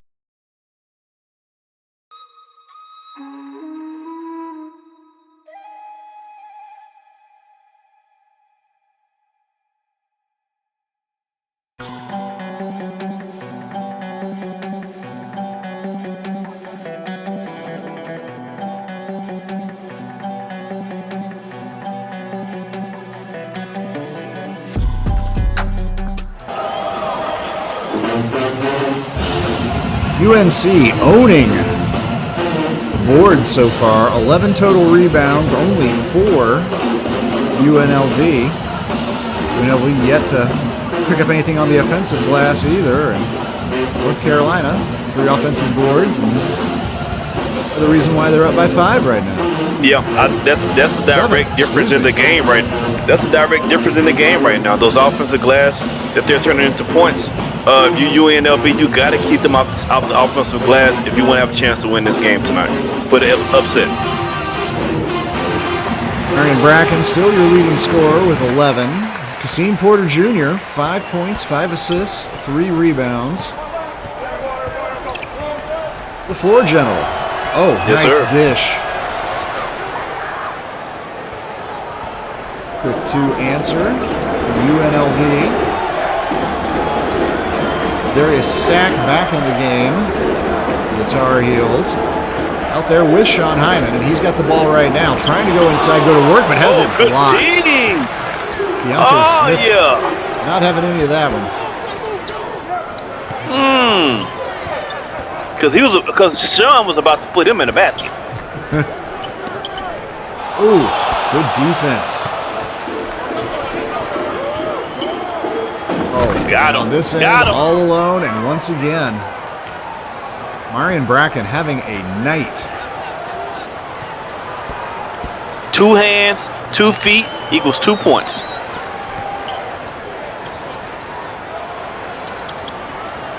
Came into this game averaging just 8.5 points per contest. He's got 13 now, Bracken.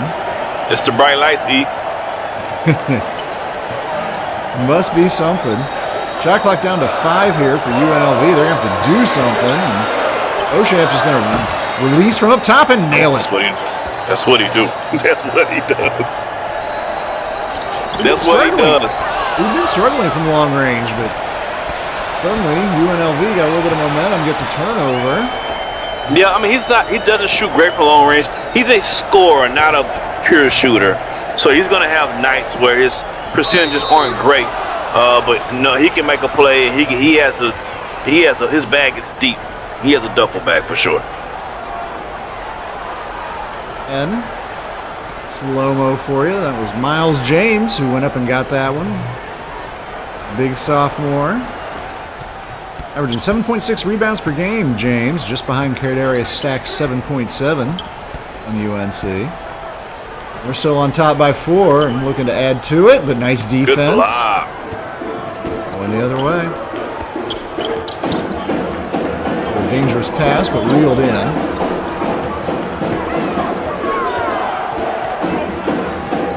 Beauchamp out on the wing, feeds Keontae Smith inside. He's got 2 defenders on him. Oh. That's a bad pass. Yeah, if he would have hit Terrell with a better pass, they would have given a bucket. But look at this. He got it. No worries. Just ran right around Julian Marks right there. For an easy 2, and we're back to a 1-possession game. Ooh. Charge. I'm not surprised to see that. Wouldn't mind seeing that again in slow motion, but it looked like Stack just barreled right over the defender right there. Hey, you know, I respect the women of the night, and I respect players in the basketball court who's willing to give up their bodies for the better good. There's a consistency to your philosophies, Rick Boyce. But no one ever say otherwise. Good mismatch. Too easy.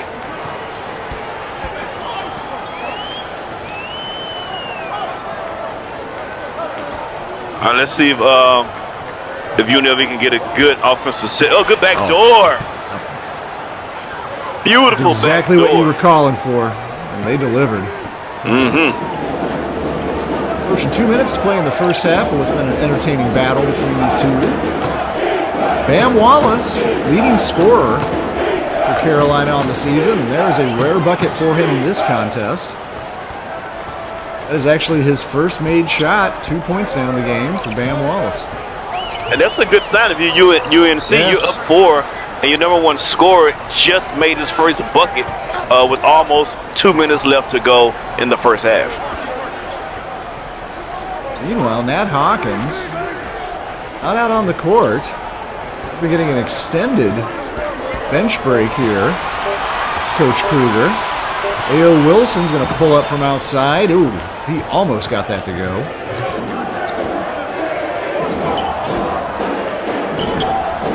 A nice transition game from UNC, but they can't get the layup to go down. And under 1:30 now to go. And Hawkins is actually up off the bench getting ready to come back in, but he has sat for a lot of this first half. Surprising for the 23-point-a-night man. Yeah, I mean, but that tells me seeming like that he's probably going to play the whole doggone second half. Get your rest in now, young man. Well, he is going to get to come into the game here because there's a foul on the floor. Going to send Keontae Smith to the line. He don't like. Coach don't like it. He don't like it at all.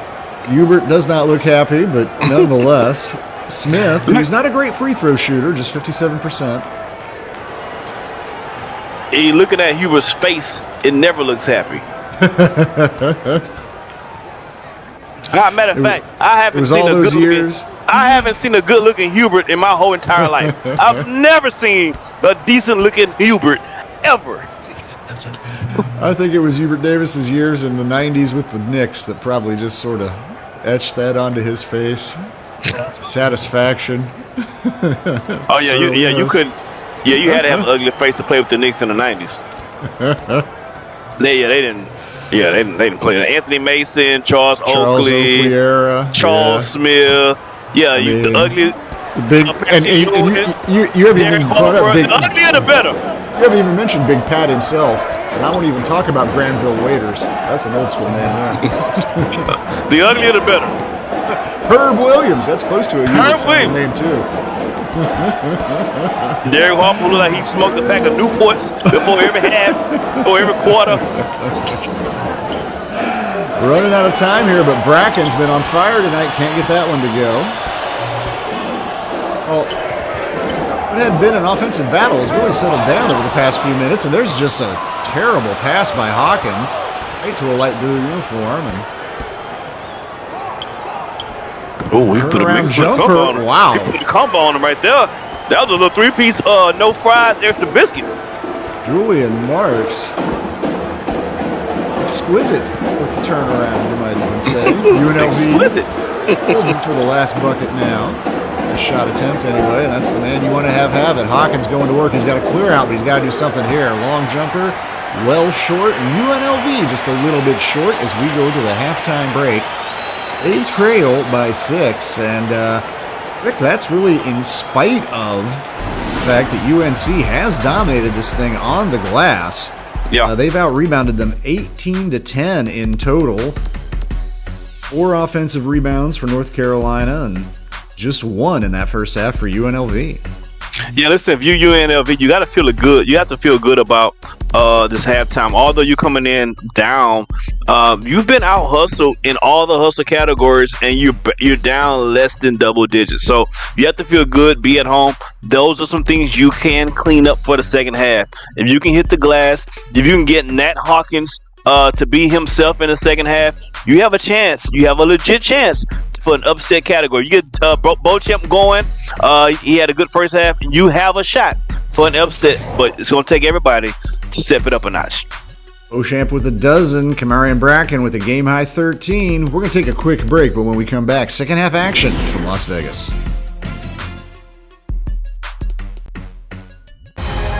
Do you have the mind of a coach?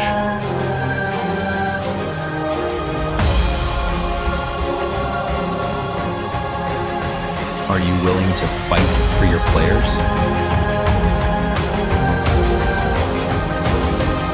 Can you handle it when things get heated?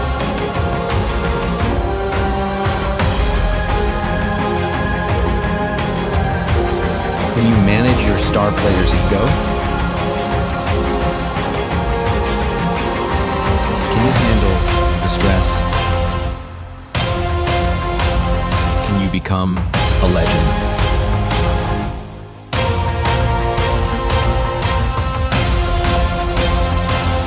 The only place in the world where you can coach live in a virtual world.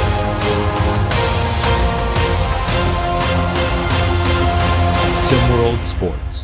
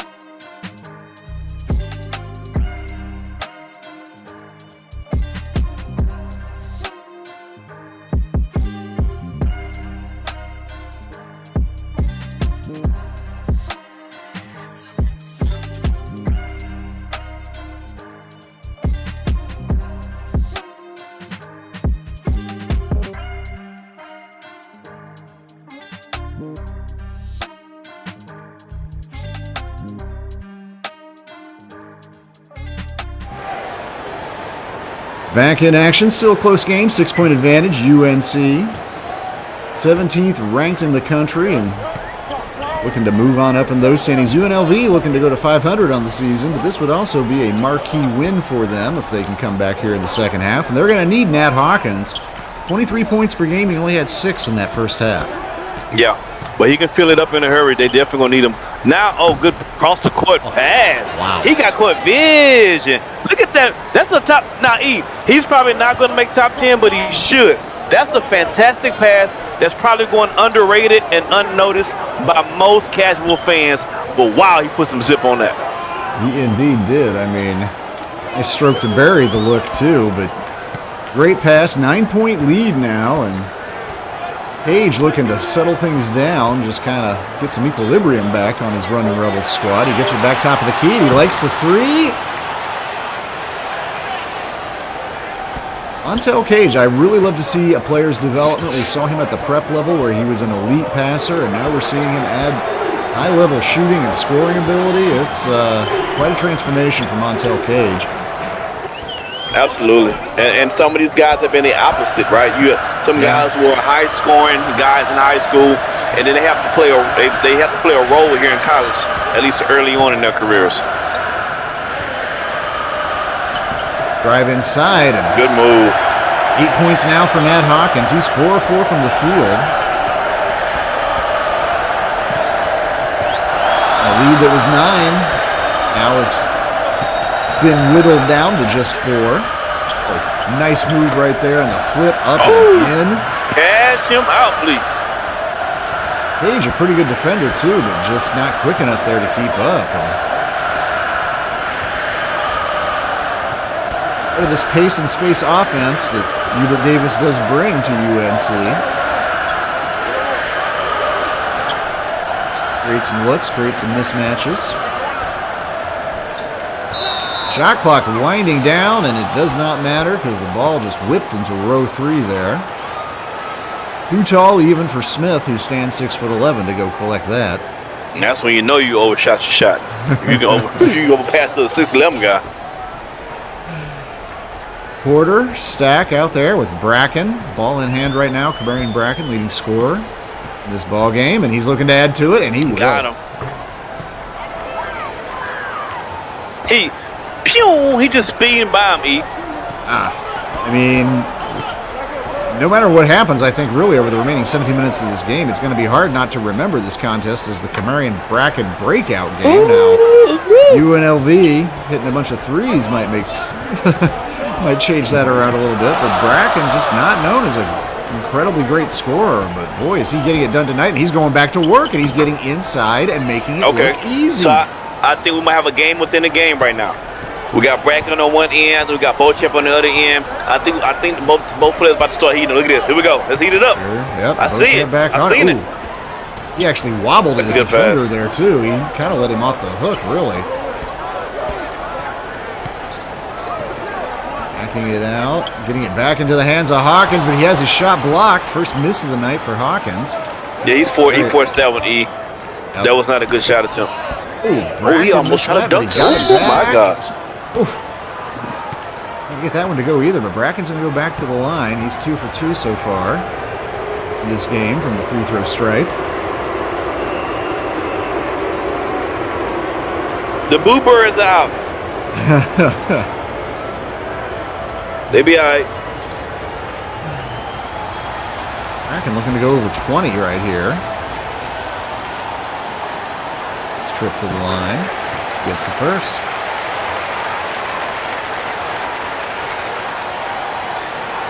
And again, this is a testament to the type of team, how deep this team is. You talking about Bracken, who was pretty much a guy that no one's looking for to score on this team, but that doesn't mean he can't actually score.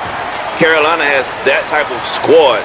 I just mentioned that the freshman Sean Hyman is coming off the bench, and he was a 14, 15-point, almost double-double guy last year in prep basketball. So they're deep. They're ranked number 17 for a reason. Well, only Bam Wallace averaging double digits for North Carolina. He's got 15.1 per game. He's hadn't done a lot tonight. Bracken, Miles James, Sean Porter and others picking up the slack a little bit. Back to the line goes UNLV. Nat Hawkins. He needs this. He need to get some rolling. This is good for him to be at the line. He's an okay free throw shooter, just about 65% on the season. There you go. You got to get one to fall, get your rhythm going, get your confidence going. See the ball actually going to the basket. It works wonders for a player's confidence. I threw out some old school references for the kind of player I could see Nat Hawkins being. What do we think of Bam Adebayo as a more modern comparison for Hawkins at the next level? Well, I mean, we'll see. A lot is going to depend on if the young man keeps growing or not. Yeah. Bam Adebayo's like a 6'9", 4/. Oh, on the team and a foul, sucker! Wow. Kamarian Bracken. And he's breaking their back end right now. Kamarian Bracken is breaking their back end right now. I think that was Hawkins that picked up the foul as well. Nobody really in foul trouble for either one of these teams, but still, just to kind of put an exclamation point on it. Wow. He gets the three-point play. That was a hell of a dunk, my man. Big night for Bracken. Big lead right now for USC. They're up by 10. Still loads of time to go, and Hawkins looking to single-handedly do something about the situation, and he does.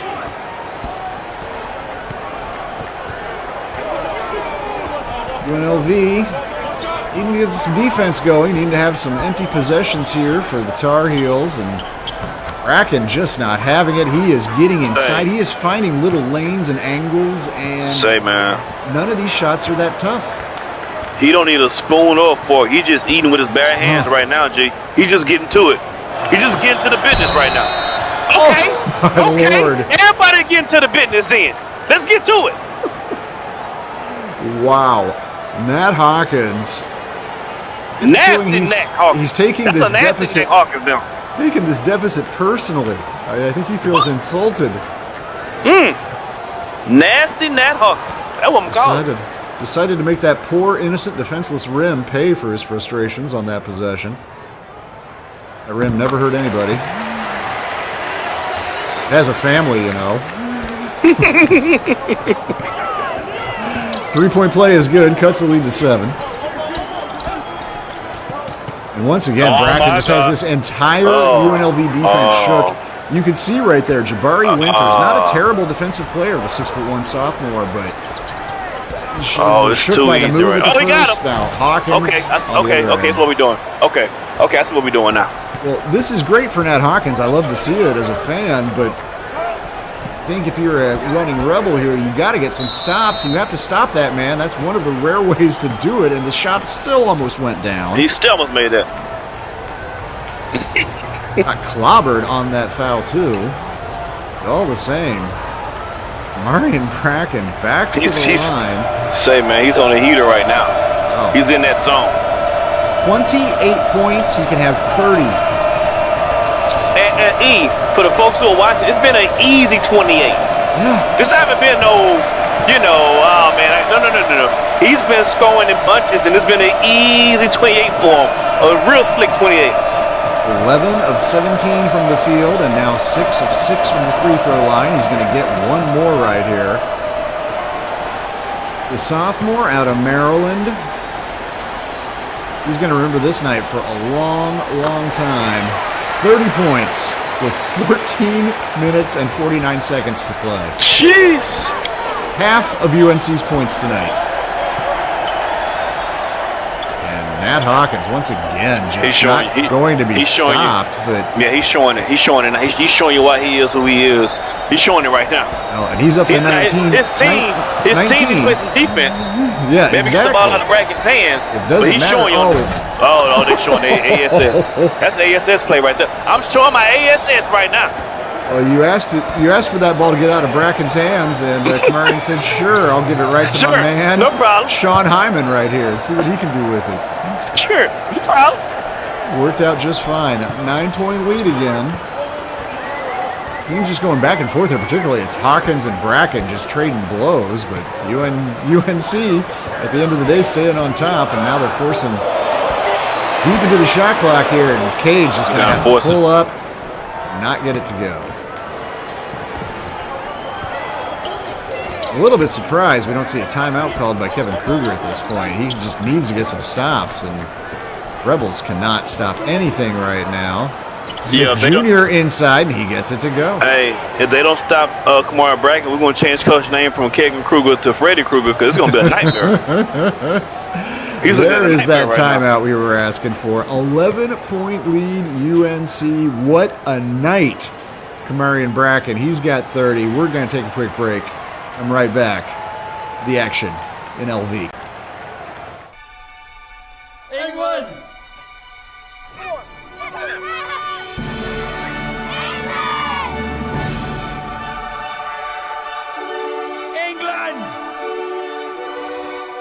England.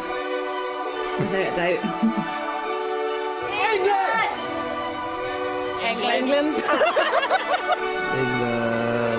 England. England. England. England. England!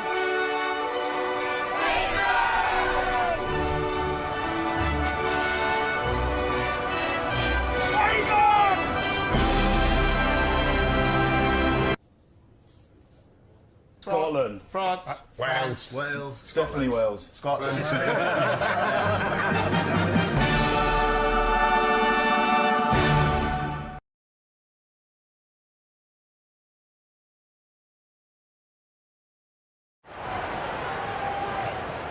Kamarian Bracken came into the game shooting just under 50%. Shooting decently from deep, 35% from three, had made 6 on the season. He's only 1 for 1 from behind that line tonight. Hasn't needed it. He is getting inside, making it look like child's play. UNC on top by 11.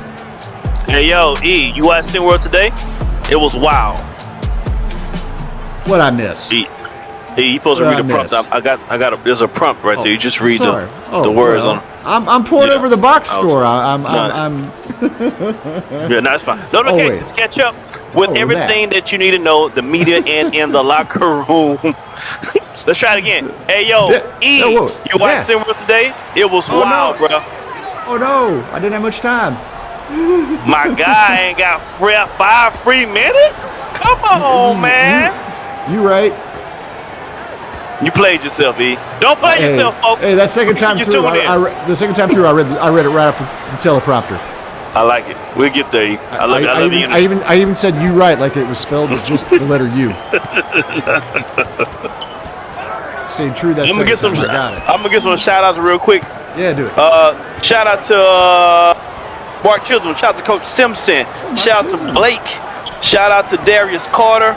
Shout out to Sutton. Shout out to B-Run. Shout out to Coach Drake Pope. Shout out to Coach Drayton.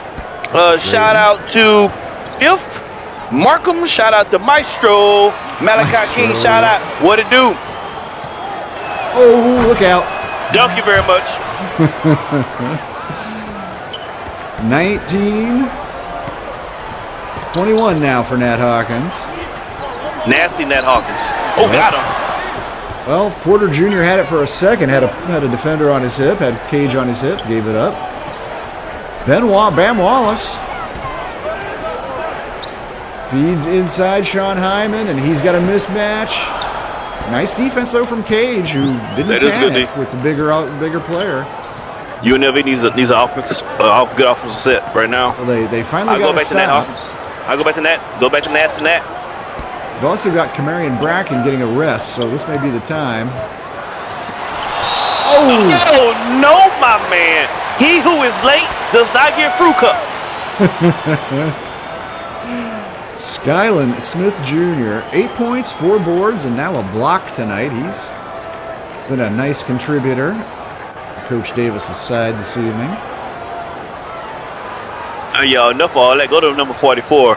Let's get some points. Oh, that's something cute. Go to 44 when you need a bucket, though, if you UNLV. 11 seconds on the shot clock. Plenty of time. Get it in, though, and they just do. Page has it. Trying to work his defender. 5 seconds now. Gives it up. Ooh, open three for Beauchamp. That's a good look. Good look. Good look. They needed that. That's the lead to 6. Well, I mentioned Marion Bracken out of the game right now, and look at that. The focus becomes Sean Hyman. Hold up, wait a minute. Let me put some boom in it. Come on, Sean. Couple buckets, the last few possessions, Sean Hyman. Smaller lineup in the game. UNLV, 3 guards out there, and one of them feeds into Nat Hawkins right now. He's getting a little clear out down in the post, and he can't quite get it to rattle home. That's the shot that you want, though. Well, he had Porter Jr. on him, too. He had a smaller defender on him right there, Hawkins. Yeah, that's the shot you want. When he watches that on tape later, he's not going to be happy about that. And that's what you do want, big guy against a smaller defender right there. Miles James scoring right over Page. Shout out to Coach Barry who checked in. I see you, Coach. Or excuse me, not Cage. A.O. Wilson is out on the court right now with Cage. Cage drives inside, tries a little layup, can't get it to go. Coach Jordan, I see you. Sean Hyman. 3 defenders on him. Oh, calling a reach there on Cage. That's his first. You should really know nobody's in any real foul trouble here for either team. Kadarius Stack has picked up 2. North Carolina. Matt Hawkins and Keontae Smith both have 2 for UNLV. Really nothing to worry about it. Oh, there's some quick hands. Cookies, stay free. Oh, and look at that little behind the back move.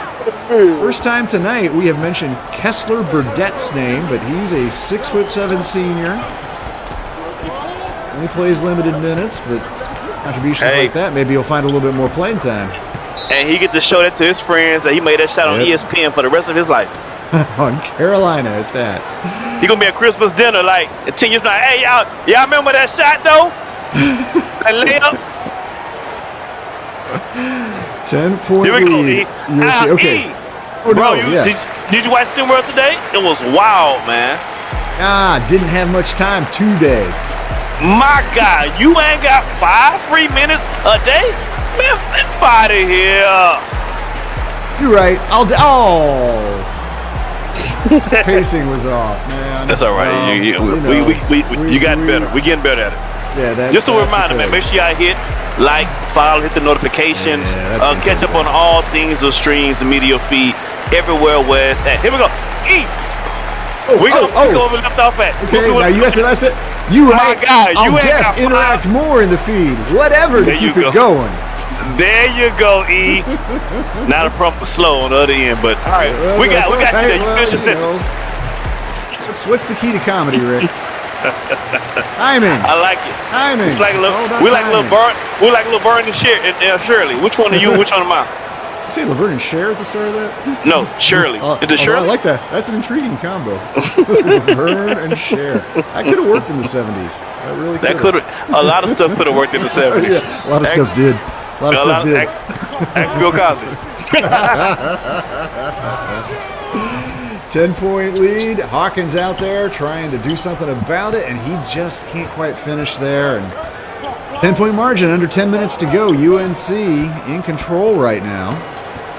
Yeah, they're slowly stretching that lead out. E. It feels like right now when a big girl's putting on her panties, one leg at a time. Them draws just slowly expand in preparation for the other leg coming in up to her waist. That's exactly the visual that came to my mind when I was thinking about the progression of this game.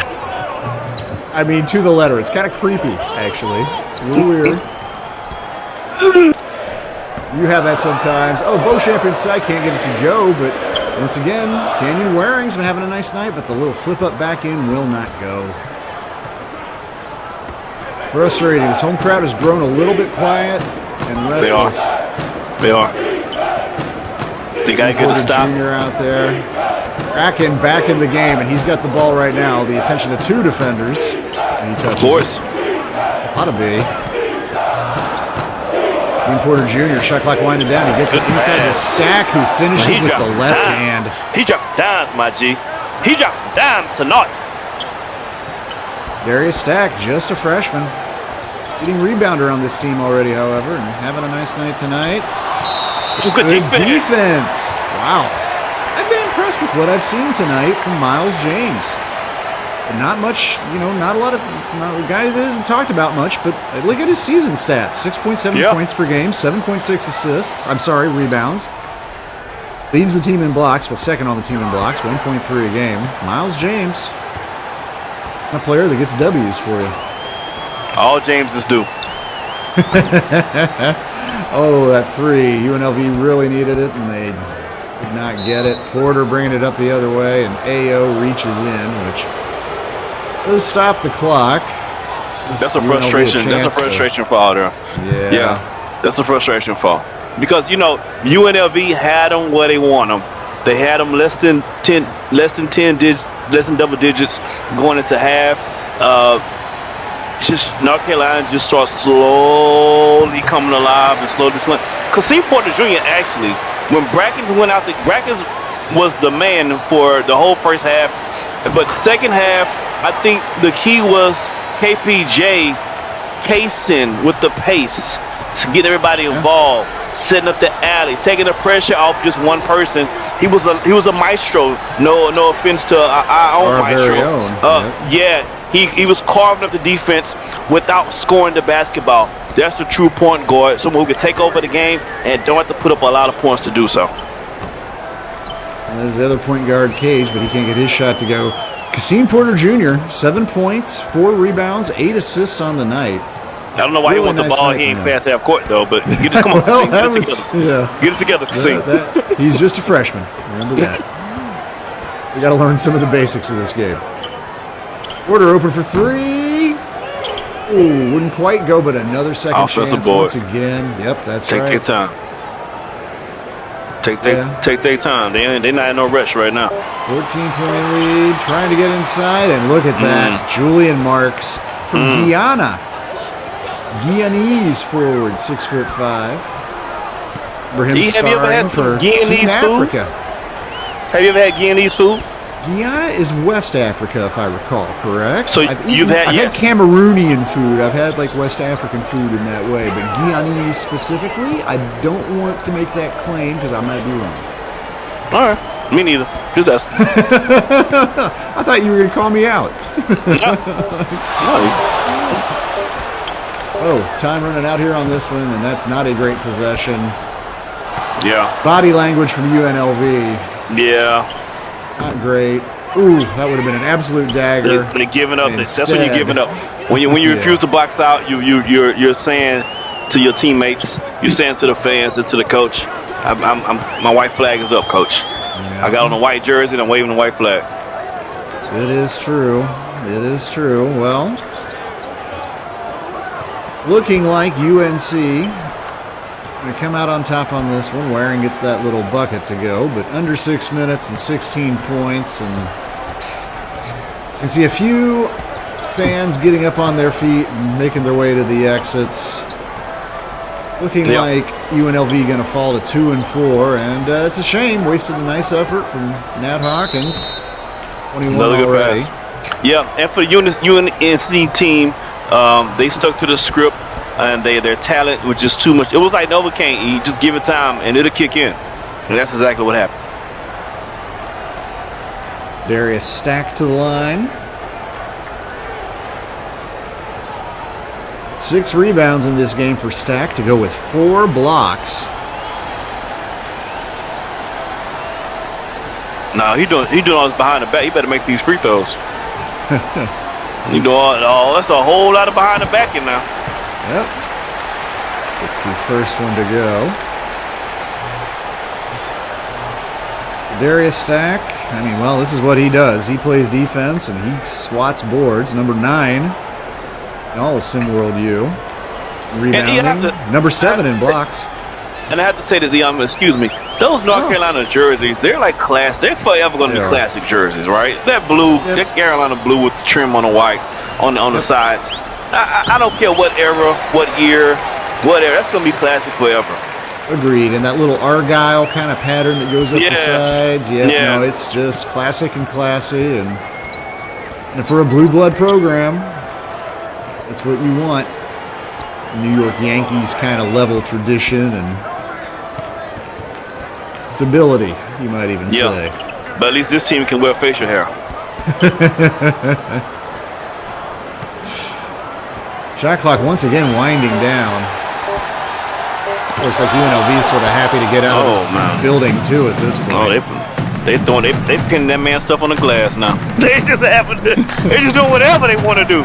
They playing B-spike on the glass on the man basketball team. And both teams pretty happy to get deep into the shot clock, but Kamari and Bracken is just gonna gave him the ball fake to the left, pull up right, float it up. They just having their way. Is Burger King sponsoring this? Because they're having it their way right now.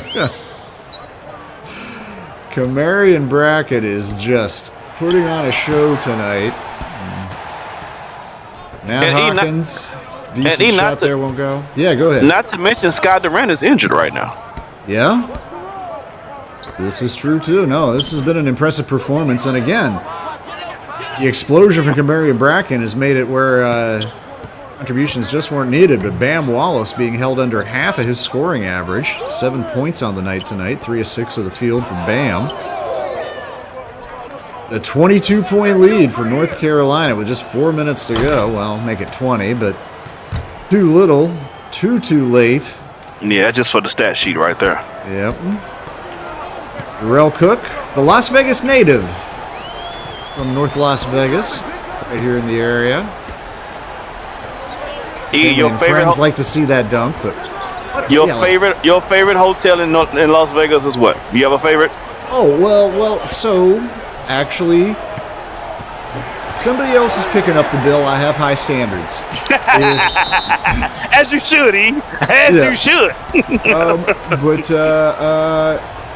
No, I mean, I've stayed actually a lot of places around Las Vegas, and certainly, your kind of classic upper end established like the Bellagio, of course, nice and all that. But if I have to pay my own way, my belief is value for money. The best place to stay.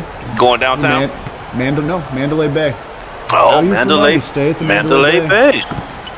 I'm not saying it's the best hotel. It's certainly not the cheapest one either. But if you're looking to get that midpoint of it's right in the middle of the strip too. Yeah, and it's right in the middle of the strip too. Yeah, I agree. Yep. I like Mandalay. Of course, I like Bellagio. I've stayed everywhere. Hotel Venetian, guys. If you Venetian they're the only one I stayed in that has a TV in the bathroom in the mirror. There's a TV in the mirror of the bathroom. Trust me, it works wonders. They also have a night. I'm not gonna get to all that, but yeah. So I get excited to talk about Vegas. That's my home away from home. So Bellagio, I like Aria, which is one of the newer hotels. Aria's really nice. The Wynn. The Wynn is nice. I've stayed in the Rio. I've stayed in the Trop. I've stayed in the Circus back in the day. Excalibur. You ever stayed in Excalibur? That's an experience. Have not, but I've won my most money on blackjack. Not on blackjack, on roulette in Excalibur at like 4 in the morning. There you go. So Excalibur always have my heart. I won the most roulette money at Excalibur. UNLV not winning anything here tonight. They trail by 22. UNC, a big win for them. I wouldn't be surprised to see them rise a spot or two in the standings. And Rick, I think this is a Tar Heel team that can make a lot of damage, can do a lot of damage, can make a lot of noise come the end of the year. I like what I see. I do like the fact that you don't know who is going to poison you night in, night out. Yes, Bam Wallace should be something of a constant, but look even at this evening. Bam Wallace, 7 points, not a huge contributor. Instead, it's been Kamari and Bracken. Massive game from Kasim Porter, too. Skylan Smith playing well. Miles James. Team effort from a deep squad. You were talking about that roster depth. And, sure. Absolutely. They're ranked number 17, but tonight they look like a top 10 team. Yeah. And so I can see this team easily gelling. They have a lot of young guys. I can see this team gelling and really going on a run. And the thing about the tournament, the Hoop Series, is not necessarily how many games you win, but it's when you hit your stride. You hit that stride at the right time, you can go on a deep run. And this North Carolina team is going to be a very dangerous team coming down the stretch, for sure.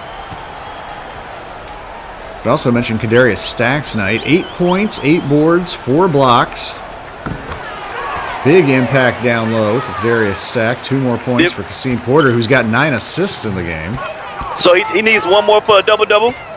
And a bucket, too. Well, no, he needs one more to get to, yeah, so he needs 1 more point, 1 more assist. Could happen. Kadarius Stack needs a bucket and 2 boards. Hey! 2 more points for Jarrell Cook. Like I said, he's a Las Vegas native, so Yeah, he got to get his in. he's got family. He got to get his in. Yeah, he got family in the stands. He got to get his in. I ain't mad at you, Cook. I'm not mad at all. 1:20 to play now. Now, all I ask is for no more fouls to happen so we can get out of here. I'm going to see 2 Chainz tonight at Dre's, at the hotel, the club Dre's tonight. So, stop fouling. So I go see Chainz. I got tickets to see 2 Chainz. Stop fouling. Please and thank you. Well, I'm going to be catching Pauly Shore over at Wise Guys while you're doing that, Rick. So we're going to compare notes at the end of the night. Nice. Look, and tomorrow, Ike, I'm staying there today. Tomorrow, I'm going to see one of my favorite entertainers all time. This is a classic. I know you appreciate this. I'm going to see David Copperfield. Oh, yeah. I'm a huge David Copperfield fan. He's playing at the MGM. The first hotel I've stayed on the Strip was the MGM. Oh, good. Over the under. Oh, my God. I almost made that. So I'm going to see David Copperfield, and that's going to be an exciting time to see David Copperfield on tomorrow. So I got my weekend and everything set up. I feel like the episode of Harlem Nights. Hey, yo, Bob, I ain't never coming home because I love it when I'm here at Las Vegas because you never know what you get. Rick, I love those plans. It is a classic Vegas event, and we have seen a classic performance by North Carolina tonight. They have schooled UNLV. Marion Bracken, 34 points. Kasim Porter Jr. ended up with 11 assists in total. Just 9 points. Couldn't quite get the double-double. Miles James, 8 points, 9 boards. Kadarius Stack, 8 points, 8 boards, 4 blocks. UNLV, Matt Hawkins had 21 in defeat, but not the result. The home fans came out here for a 22-point beatdown at UNC. For UNLV, Coach Kruger, it is back to the drawing board. For UNC, it is back home with a W under your belt. Everybody out there, thank you for being with us. See you again next time, covering the SimWorld U on the only place you can see the game, be the game. And don't play yourself, chump. This has been a presentation of SimWorld Sports.